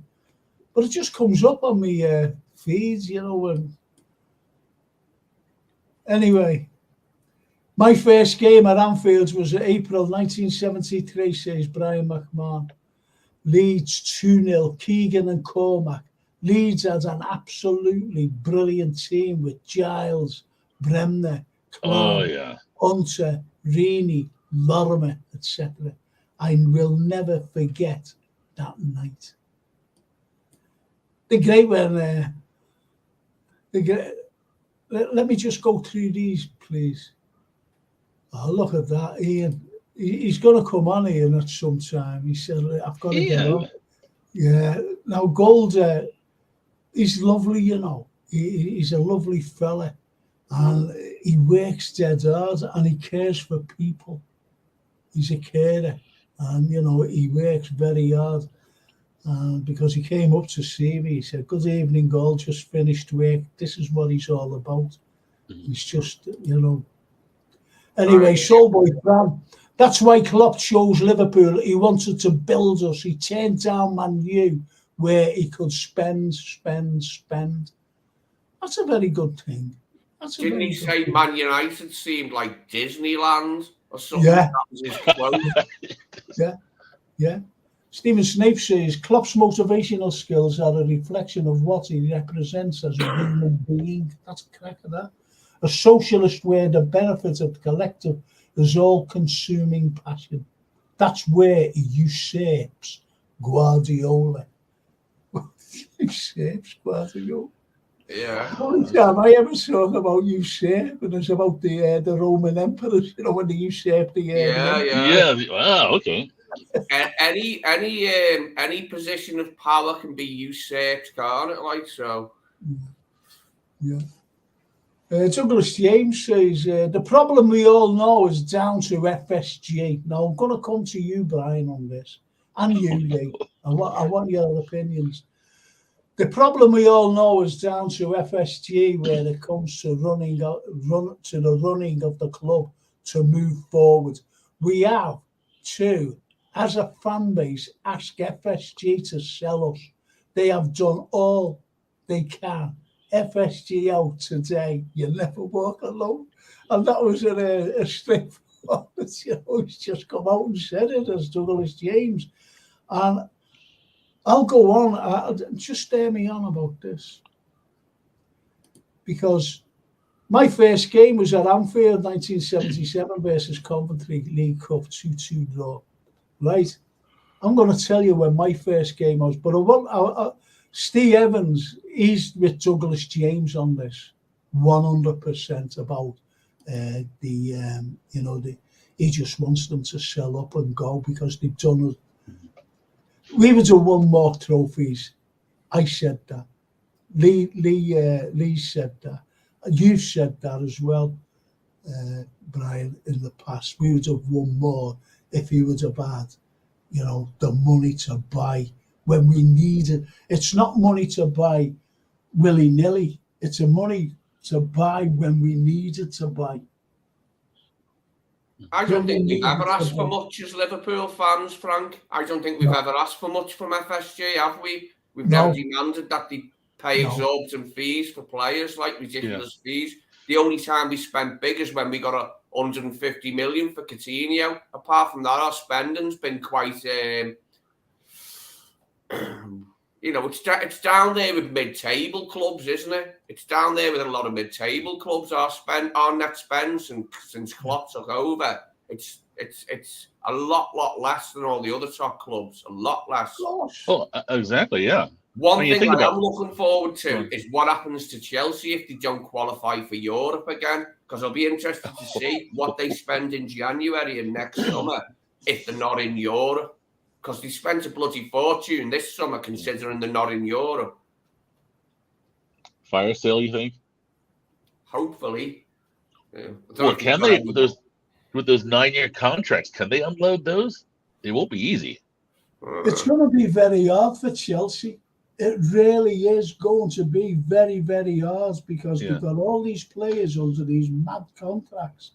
But if you were a player, you were an athlete, and all you wanted to do was play football, but you couldn't play football every week, knowing that there's a million fellas in front of you, or if you know what I mean. So how's that going to affect the players already there if they want to get out of their contracts? Has anybody thought about that? There are too many players and too many positions. Oh yeah. There's finite number. Only so many positions. Go on. Yeah. Do you blame the agents for that? Because they saw the. They're greedy, aren't they? They saw the commas, and it's okay. Well, here, let's. You should go play here. Yeah. I don't know. I don't know. Well, to digress a little, Frank's first game was in 1923. That's why he takes them blue pills, says Steve Evans. Steve's going to get banned, by the way. I hope you all know. He's going to get banned from everywhere. Is Mr. Evans. If you're still taking blue pills at 100, hey, the road is yours. Hey, fair play. Respect. I mean, I don't think that's a diss, Steve. I just hope that I'm not going to have to go and take a bloody pill at 9 o'clock anymore. You know what? Tomorrow, I'll blow in the middle of the town. He's going at 9:01. Yeah, that'll show them. Wasn't there a blue pill in the Matrix? Make sure you don't stop taking them blue pills in case you wake up and you're a battery. You won't be doing any of that stuff, will you, Frank? The blue pill. Something's getting hit. Yeah, look at this. Stephen Smith, he's aggression here. I did a month in California, Arizona, Nevada, and New Mexico. Just surreal, absolutely fabulous solemnity driving through the deserts. Well, I don't know about that because we've never driven through a desert, to be honest. But, no. Solemnity is a word. Yeah. Desert. Yeah. Well, yeah. You it's about as serene or remote as you get, but it's hot. Yeah. So listen, lads. I'm going to go on about on the match against Luton the weekend. Okay. And I'll go straight to Lee. Who's just say the back four. That's all. And then, down to Brian, and we'll talk about the midfield. But in goal, who are you gonna have? Alisson. Then it's Trent, Canate, Virgil, and Costas. Okay, Brian. Okay. I was gonna say Kelleher, but yeah, it'll be Alisson. Alisson, let's see. Yeah. Same back line. Same back line. All right. I'll stay with you, Brian. Your midfield, who's going to be in the midfield? Okay, against Luton. Let's see. I want to give Sobaz a rest, but no. Sobaz, Gravenberch, and let's go Frodo the other side. Elliot. Okay. Lee, midfield. I'm going to go Endo, McAllister on the left, and Gravenberch on the right. I am going to give Szoboszlai a rest. Okay. Stay with you, Lee. Your forwards. I'm going to go Jota, Nunes, and Salah. Or if Diaz can play, we can bring Diaz. But hasn't Diaz's dad been found? Somebody made the comment on a live stream that Diaz's dad has been found. Yeah, they found him. Oh, they found him. That's what I heard. You heard they found him, and there's a shootout. But the parents have been found. Diaz's brother is a footballer, and Diaz's brother has played now. He's had a game. It's Diaz's brother, who's also a professional footballer. So we might see Diaz on Sunday. If not, Jota for me. I'd go. Oh no, actually, I'd start Gakpo on the left. Give Gakpo a start on the left with Nunes and Salah. Sorry. Okay. What about your three, Brian? I was gonna go Jota, Nunes, and Salah. They're three crackers, them. They're three crackers. I know. Again, I still subscribe to that. Diaz and Nunes don't work together well. They don't gel together. So yeah, you put a Gakpo in the middle, and that's it, Diaz. But yeah, I'll go with those three.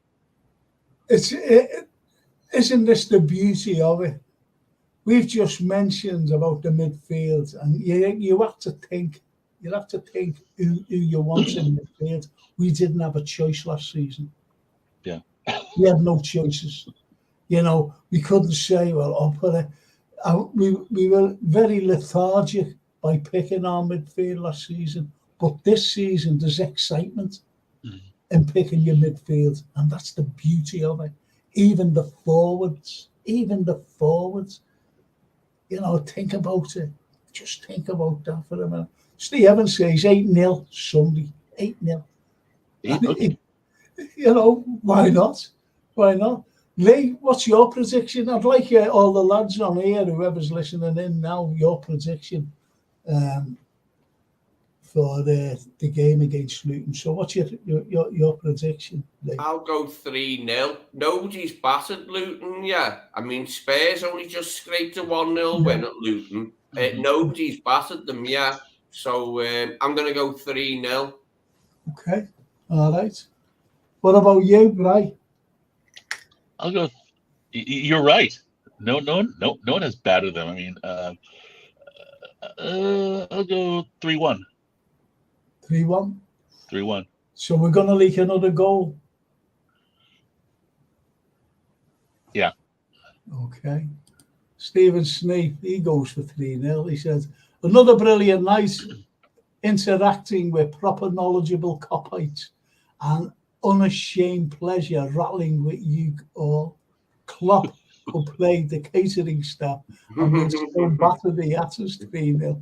Okay. Batter the Hatters, I like it. Batter the Hatters, okay. Very nice. That's brilliant. Still batter the play the catering staff. The Pirates. In Laurel and Hardy, where they used to get each other's hats and put a hole in them. Oh, yeah. Remember that one. Do it to Oliver Hardy when they didn't like him and they'd mess his tie up, or he'd mess like Stan's tie up, wouldn't he? And put a hole through his hat. Yeah. Did you never see them, Laurel and Hardy? Right. Two things. One was where just play me out on the two of them, right? And I just laugh every time I think about it. Where he's in hospital, Stan's in hospital. I get mixed up with them, but anyway, he's in hospital with a broken leg, right? Okay. And Stan goes in, you know, with eggs and nuts, you know, instead of grapes and bananas or whatever. And he gives him eggs and nuts, and he's just looking at him like that. And a fella, you know, this like porky fella comes in, you know, to like move his leg because it's on these, you know, like a the pulleys. Yeah. A pulley. And he fixed these, you know, the fella to like whatever he's going to do with the pulley. He picks the weight up, and he ends up out the window. Yeah. Oh yeah. Okay. Yeah. It was brilliant. That. Yeah. Oh, he goes out the window. It's so funny. And the other one was when he's fixing the aerial, you know, the radio aerial on the roof. Okay. Anything so funny, you know. Do you remember the little cross-eyed fella in it who was like the nemesis, yeah? Do you remember him? The thick mustache, yeah. Fella, yeah. Oh God, he was so funny, yeah. Yeah, Finlayson, his name was. See, I thought you'd go with the piano. The movers, the pianos up the. That is a classic, Brian. That's I thought for sure that was going like, the aerial. Okay, good one. Yeah. But what about at the end of the piano? You walk up, they could walk up, you know, at the side of it. Absolutely amazing. Oh, that's good. You know, if you're depressed or anything, just throw them on if you can get hold of them on that YouTube. Absolutely brilliant. All everyone was saying about the Uthman Henderson is that he's a great captain. That's right, yeah. I think they were all great captains on the field, you know. Well, every one of them was a captain, not just one there. Salah will run riot. Our midfields will overpower Luton. Just 3 points is plenty, says Stephen Snape. And before I forget, Frank, pick up the 8:58 at Walton and a straight run to Windle Island then the bit via crank, you've reached your destination, safe journey. And that's from out of Schofields. I'm not driving, I'm getting picked up. What, tonight or what? No, tomorrow. It's okay. I'm giving this talk tomorrow about the gunpowder plot. Oh, okay, so, that's right. Yeah. Okay, I thought. I Okay, well, it's time for the 10 o'clock pill. Okay, yeah. But I always ask one question, yeah. Brian. One question I ask, and at the beginning, and I just say, does anybody know a fellow by the name of Bates? And if they say no, they don't know about the gunpowder plot. Okay. They don't know about it. They haven't a clue. All as they know is, they wanted to blow it up. Also, what they fail to recognise as well is what they fail to recognise is the other plotters and how many was in it. And at the time, you had Shakespeare, and the likes of Christopher Marlowe, and all these other writers at the time were always writing. And when they started writing, they wrote about, if they wanted something evil in it, they wrote about a woods. And inside that woods, where light never ever penetrated, it was evil. And that's where witches were. And how many witches are in a coven? Well, it's 13. And how many plotters were there? 13. 18. Think about it. Hey, Frank, that reminds me what you just said then, a witch's coven. That was the first Italian film I ever saw, was Suspiria by Dario Argento. Oh, and, yeah. It's set in a witch's coven.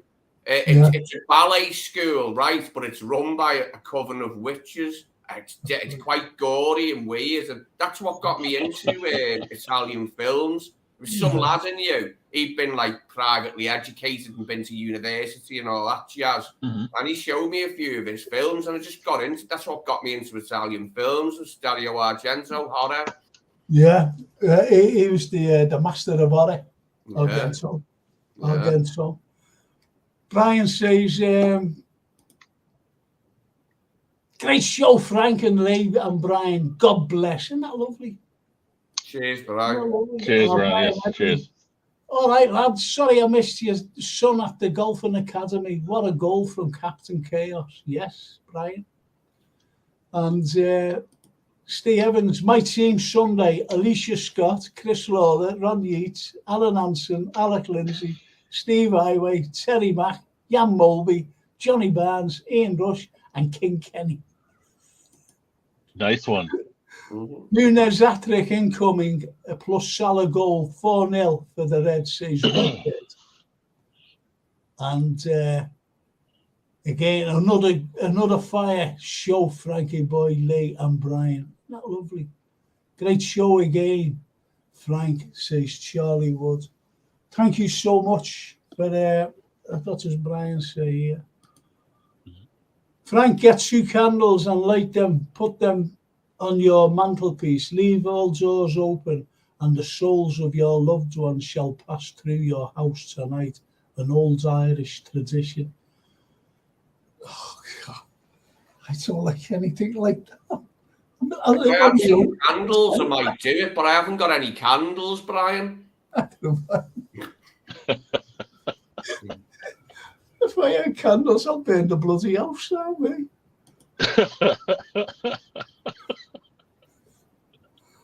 I don't know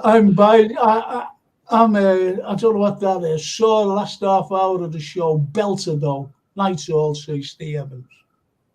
Yeah, he's been working. He works very hard, says Steve Evans. Yeah. Oh, wait, one thing.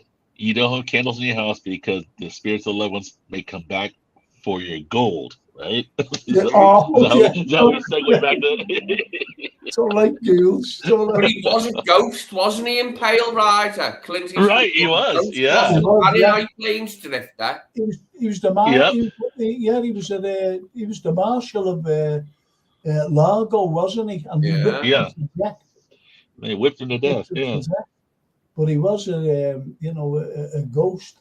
One of the fellas who whipped him to death was his brother in Any Which Way But Loose. Remember Any Which Way But Loose? Yeah, that was his brother. He was one of the guys who whipped him to death in High Plains Drifter. Oh, wasn't it? Yeah, Jeffrey. What's his name? Jeffrey something. Yeah, Jeffrey Lewis. Yeah. He's a big buff guy. Yeah. Listen to this. Stephen Snape. English history is littered with obfuscation. Obfuscation. Colored by hubris. Wow. Dig a little deeper, and the truth is far less favourable than the official version. It's what you call spin. What you call spin, Sleepy. Same with American history. There was a great documentary on not long ago. Gore Vidal, remember him? Gore Vidal, the American writer. Yeah. They call him the last line of American liberalism. Anyway, it was a really, really good documentary. And Oliver Stone did one as well, didn't he? An alternative version of American history, and it was really good because they were looking at how many Russians died, which was 20 million, and only 500,000 Brits, and then 500, even less Americans, I think, died in the Second World War. So he was looking at it from that angle, the way we all go on, like we won the war. Us or the Allies, we go on like we won the war, but it was the Russians, wasn't it? Well, in my and us, we helped. We came late, so okay. As did the Americans, over the Russians came late. We were in it before the Russians. We've got to give Britain its due there. We were the first country to say, all right, we're not having this. Well, let's keep it real. It was redemption after what you guys did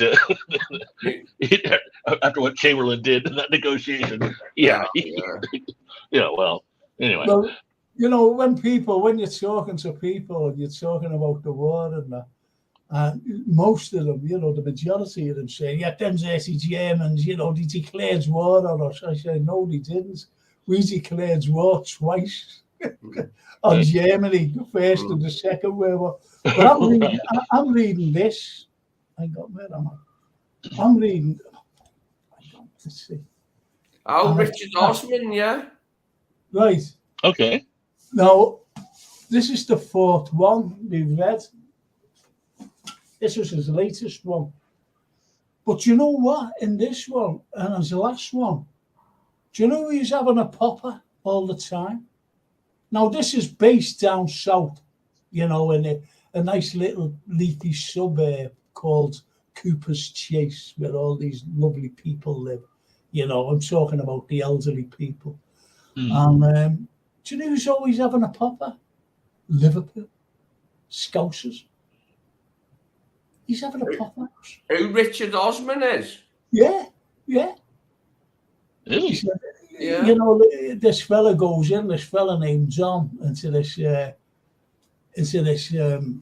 antique dealer, and he wants a box, but the box is gone along with the antique dealer, and in that box is heroin, and it's worth $100,000, right? And he goes somewhere, and this fella goes, oh yeah, it's some big fella, very flashy, with a big Scouse accent. So he's having to go with drugs and gangsterism and shootings and killings. And I'm like, why is he doing this? Why is but that's it. I'm sorry to go on. But well, I've gone off him a little bit. I like him sometimes on them quizzes and that, but he's having to go at Liverpool, just Liverpool. Just Liverpool, about drug dealers and violence. And Charlie Wood says, I don't like ghosts and fools. Ghosties frighten me. I won't mention the other lot. Was on last night, mate. Never fails, says Brian Edley. And JK, even and Frank Lee, Brian, hope you're all well. We wanted him to come on, but he's having a problem. You know where he lives? I think he lives in India. He's had communication problems. Oh, yeah. I've had him on, JK. He's a smashing lad. Yeah, he is. I thought he was in Singapore. No? No, that was that James lad. It was too early for him. He was getting up at quarter past 3 in the morning. It's too much for me. Osman is a blur. The Evans says, Osman's a blur, he says. Isn't that lovely?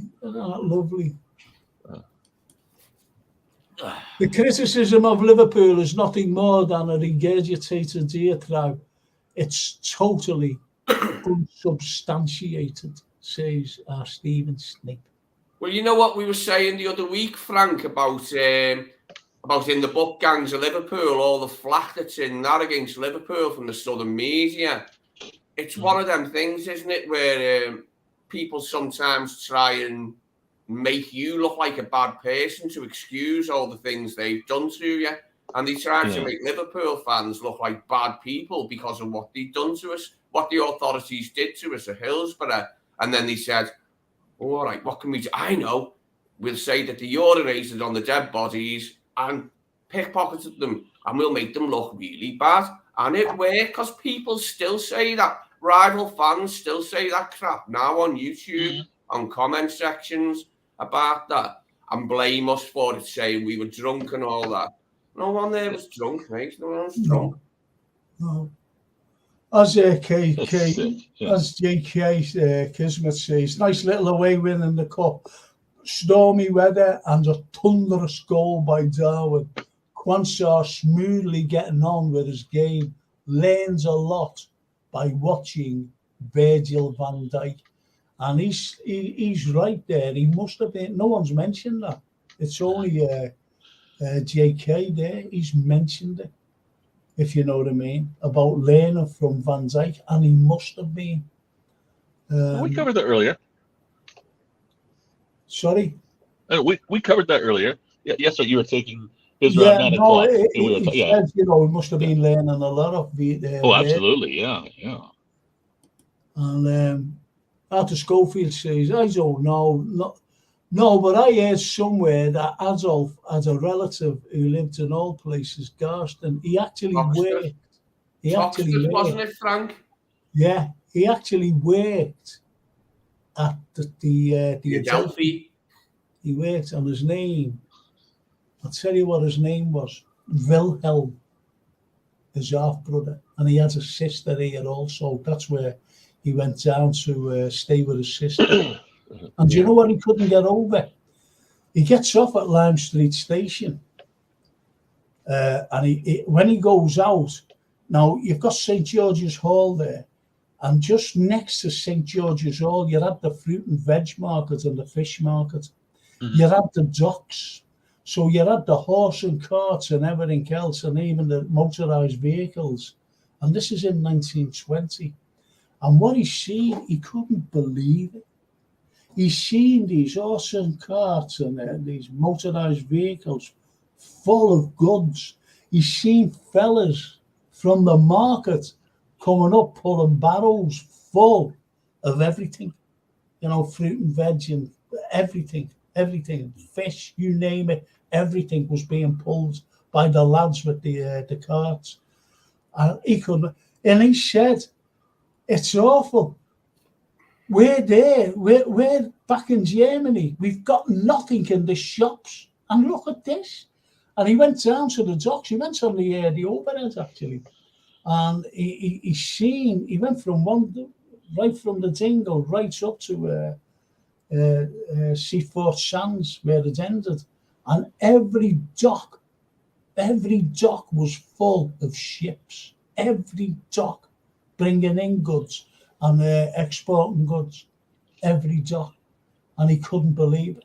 He said later on, didn't he, that he got a good look at our docks, like, while he was here. And that made it easier for them to bomb because he had some knowledge. Because they got the Graf Zeppelin to go over, didn't he, in the 20s? And that took aerial pictures on his instructions of Liverpool docks, ready for the war. So even though we did say we declared war on them, do you know what I mean? It was pretty much unavoidable, wasn't it? Like, they were planning to bomb us, like, in the 20s.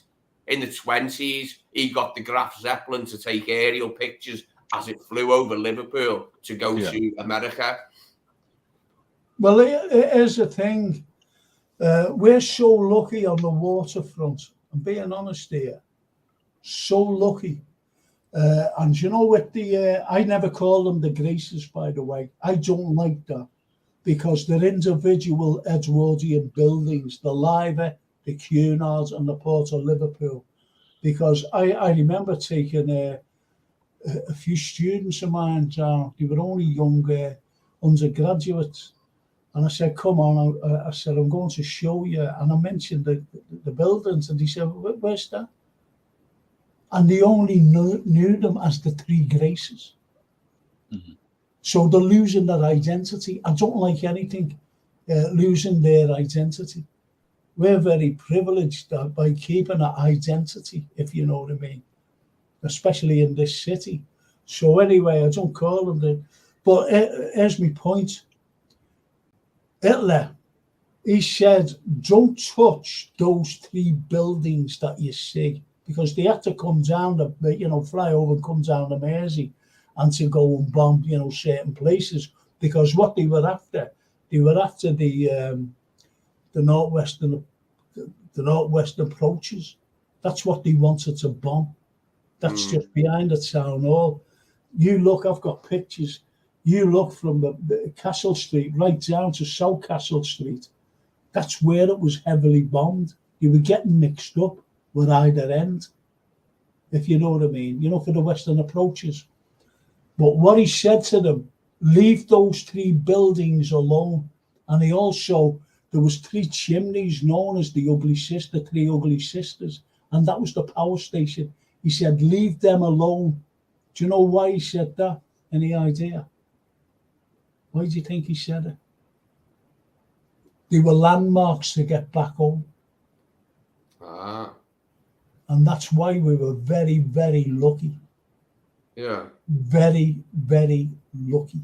He has it all worked out, didn't he? What the occupation of Britain would look like, what it would be like. He has it all written down, didn't he? But I don't know if it was just him or all his whoever his top people wrote it all down, didn't he? What plans they had for which part, you know what I mean? Which parts they liked and wanted to be in or live in or whatever. Why they were occupying Britain. They had that all worked out, didn't they? Well, Croxteth Hall. Yeah. Right, Croxteth Hall Park. Crocky itself, the Croxteth estate, that was going to be where the generals were going to stay. He has everything worked out. Yeah. India Building. Now, India Building, that was built in 1931. When it was completed, I show people this, and they can't, they're gobsmacked when I show them outside. And what it is, it's like the German Eagle. When they were obviously they couldn't get over that. That's a German Eagle, and it wasn't. It was the Liver bird, Art Deco, but it looked like the German Eagle. And they were going to use that at the Gestapo headquarters. That was all planned here in Liverpool. They had spies, obviously, but it was all planned what they were going to do. They needed Liverpool as the hub. Everything was mobilised from Liverpool. Forget the south; it was all Liverpool, simply because of the Allies coming in here. The ships, you name it, the battleships, the Americans were all coming here to be based. It's no use going down south, because if there was going to be an invasion, that's where it was going to hit from, the south. So that's why they made Liverpool. That's why they sent the gold reserves, the nation's gold reserves, up to Martin's Bank up here in Liverpool, Water Street, and they had a submarine that just off the Mersey. Well, it's in the Mersey, but they had it 24/7. It never seen any action because that was to take the gold, the nation's gold reserves, and also the royalty over to Canada. It was on standby 24/7. The submarine. That's a little bit of history for you. That's great stuff. But anyway, I've got to finish the show, boy. I do have to drop. Yeah, thank you. Have you enjoyed it tonight, Brian? I made up, Yes, it's a wonderful. It's great to be back, and we'll talk more offline about that. But yeah, Lee, pleasure as always, and thank you. But yeah, the missus is calling. I better give her a call. No, listen. Take it. So, Brian, did you make it? Yeah, I made it. Yeah. The link's always there for you. You know that. Okay. Every Thursday. Okay. Even if you can make us on Tuesday, I'd love to have you on. But anyway, thank you so much, Brian. Give me love to Chiara. Yeah, likewise. Okay. Oh, thank you. Take care. We'll talk soon. Cheers. Thank you, boys. See you later. See you later. See you later. And I'll see you all on. I'll see you all on Monday with the History Show. Thank you so much for tuning in, and thank you for your comments. And I hope you can all still see me. I'm going to leave the studio now. Thank you so much. Bye now. Bye.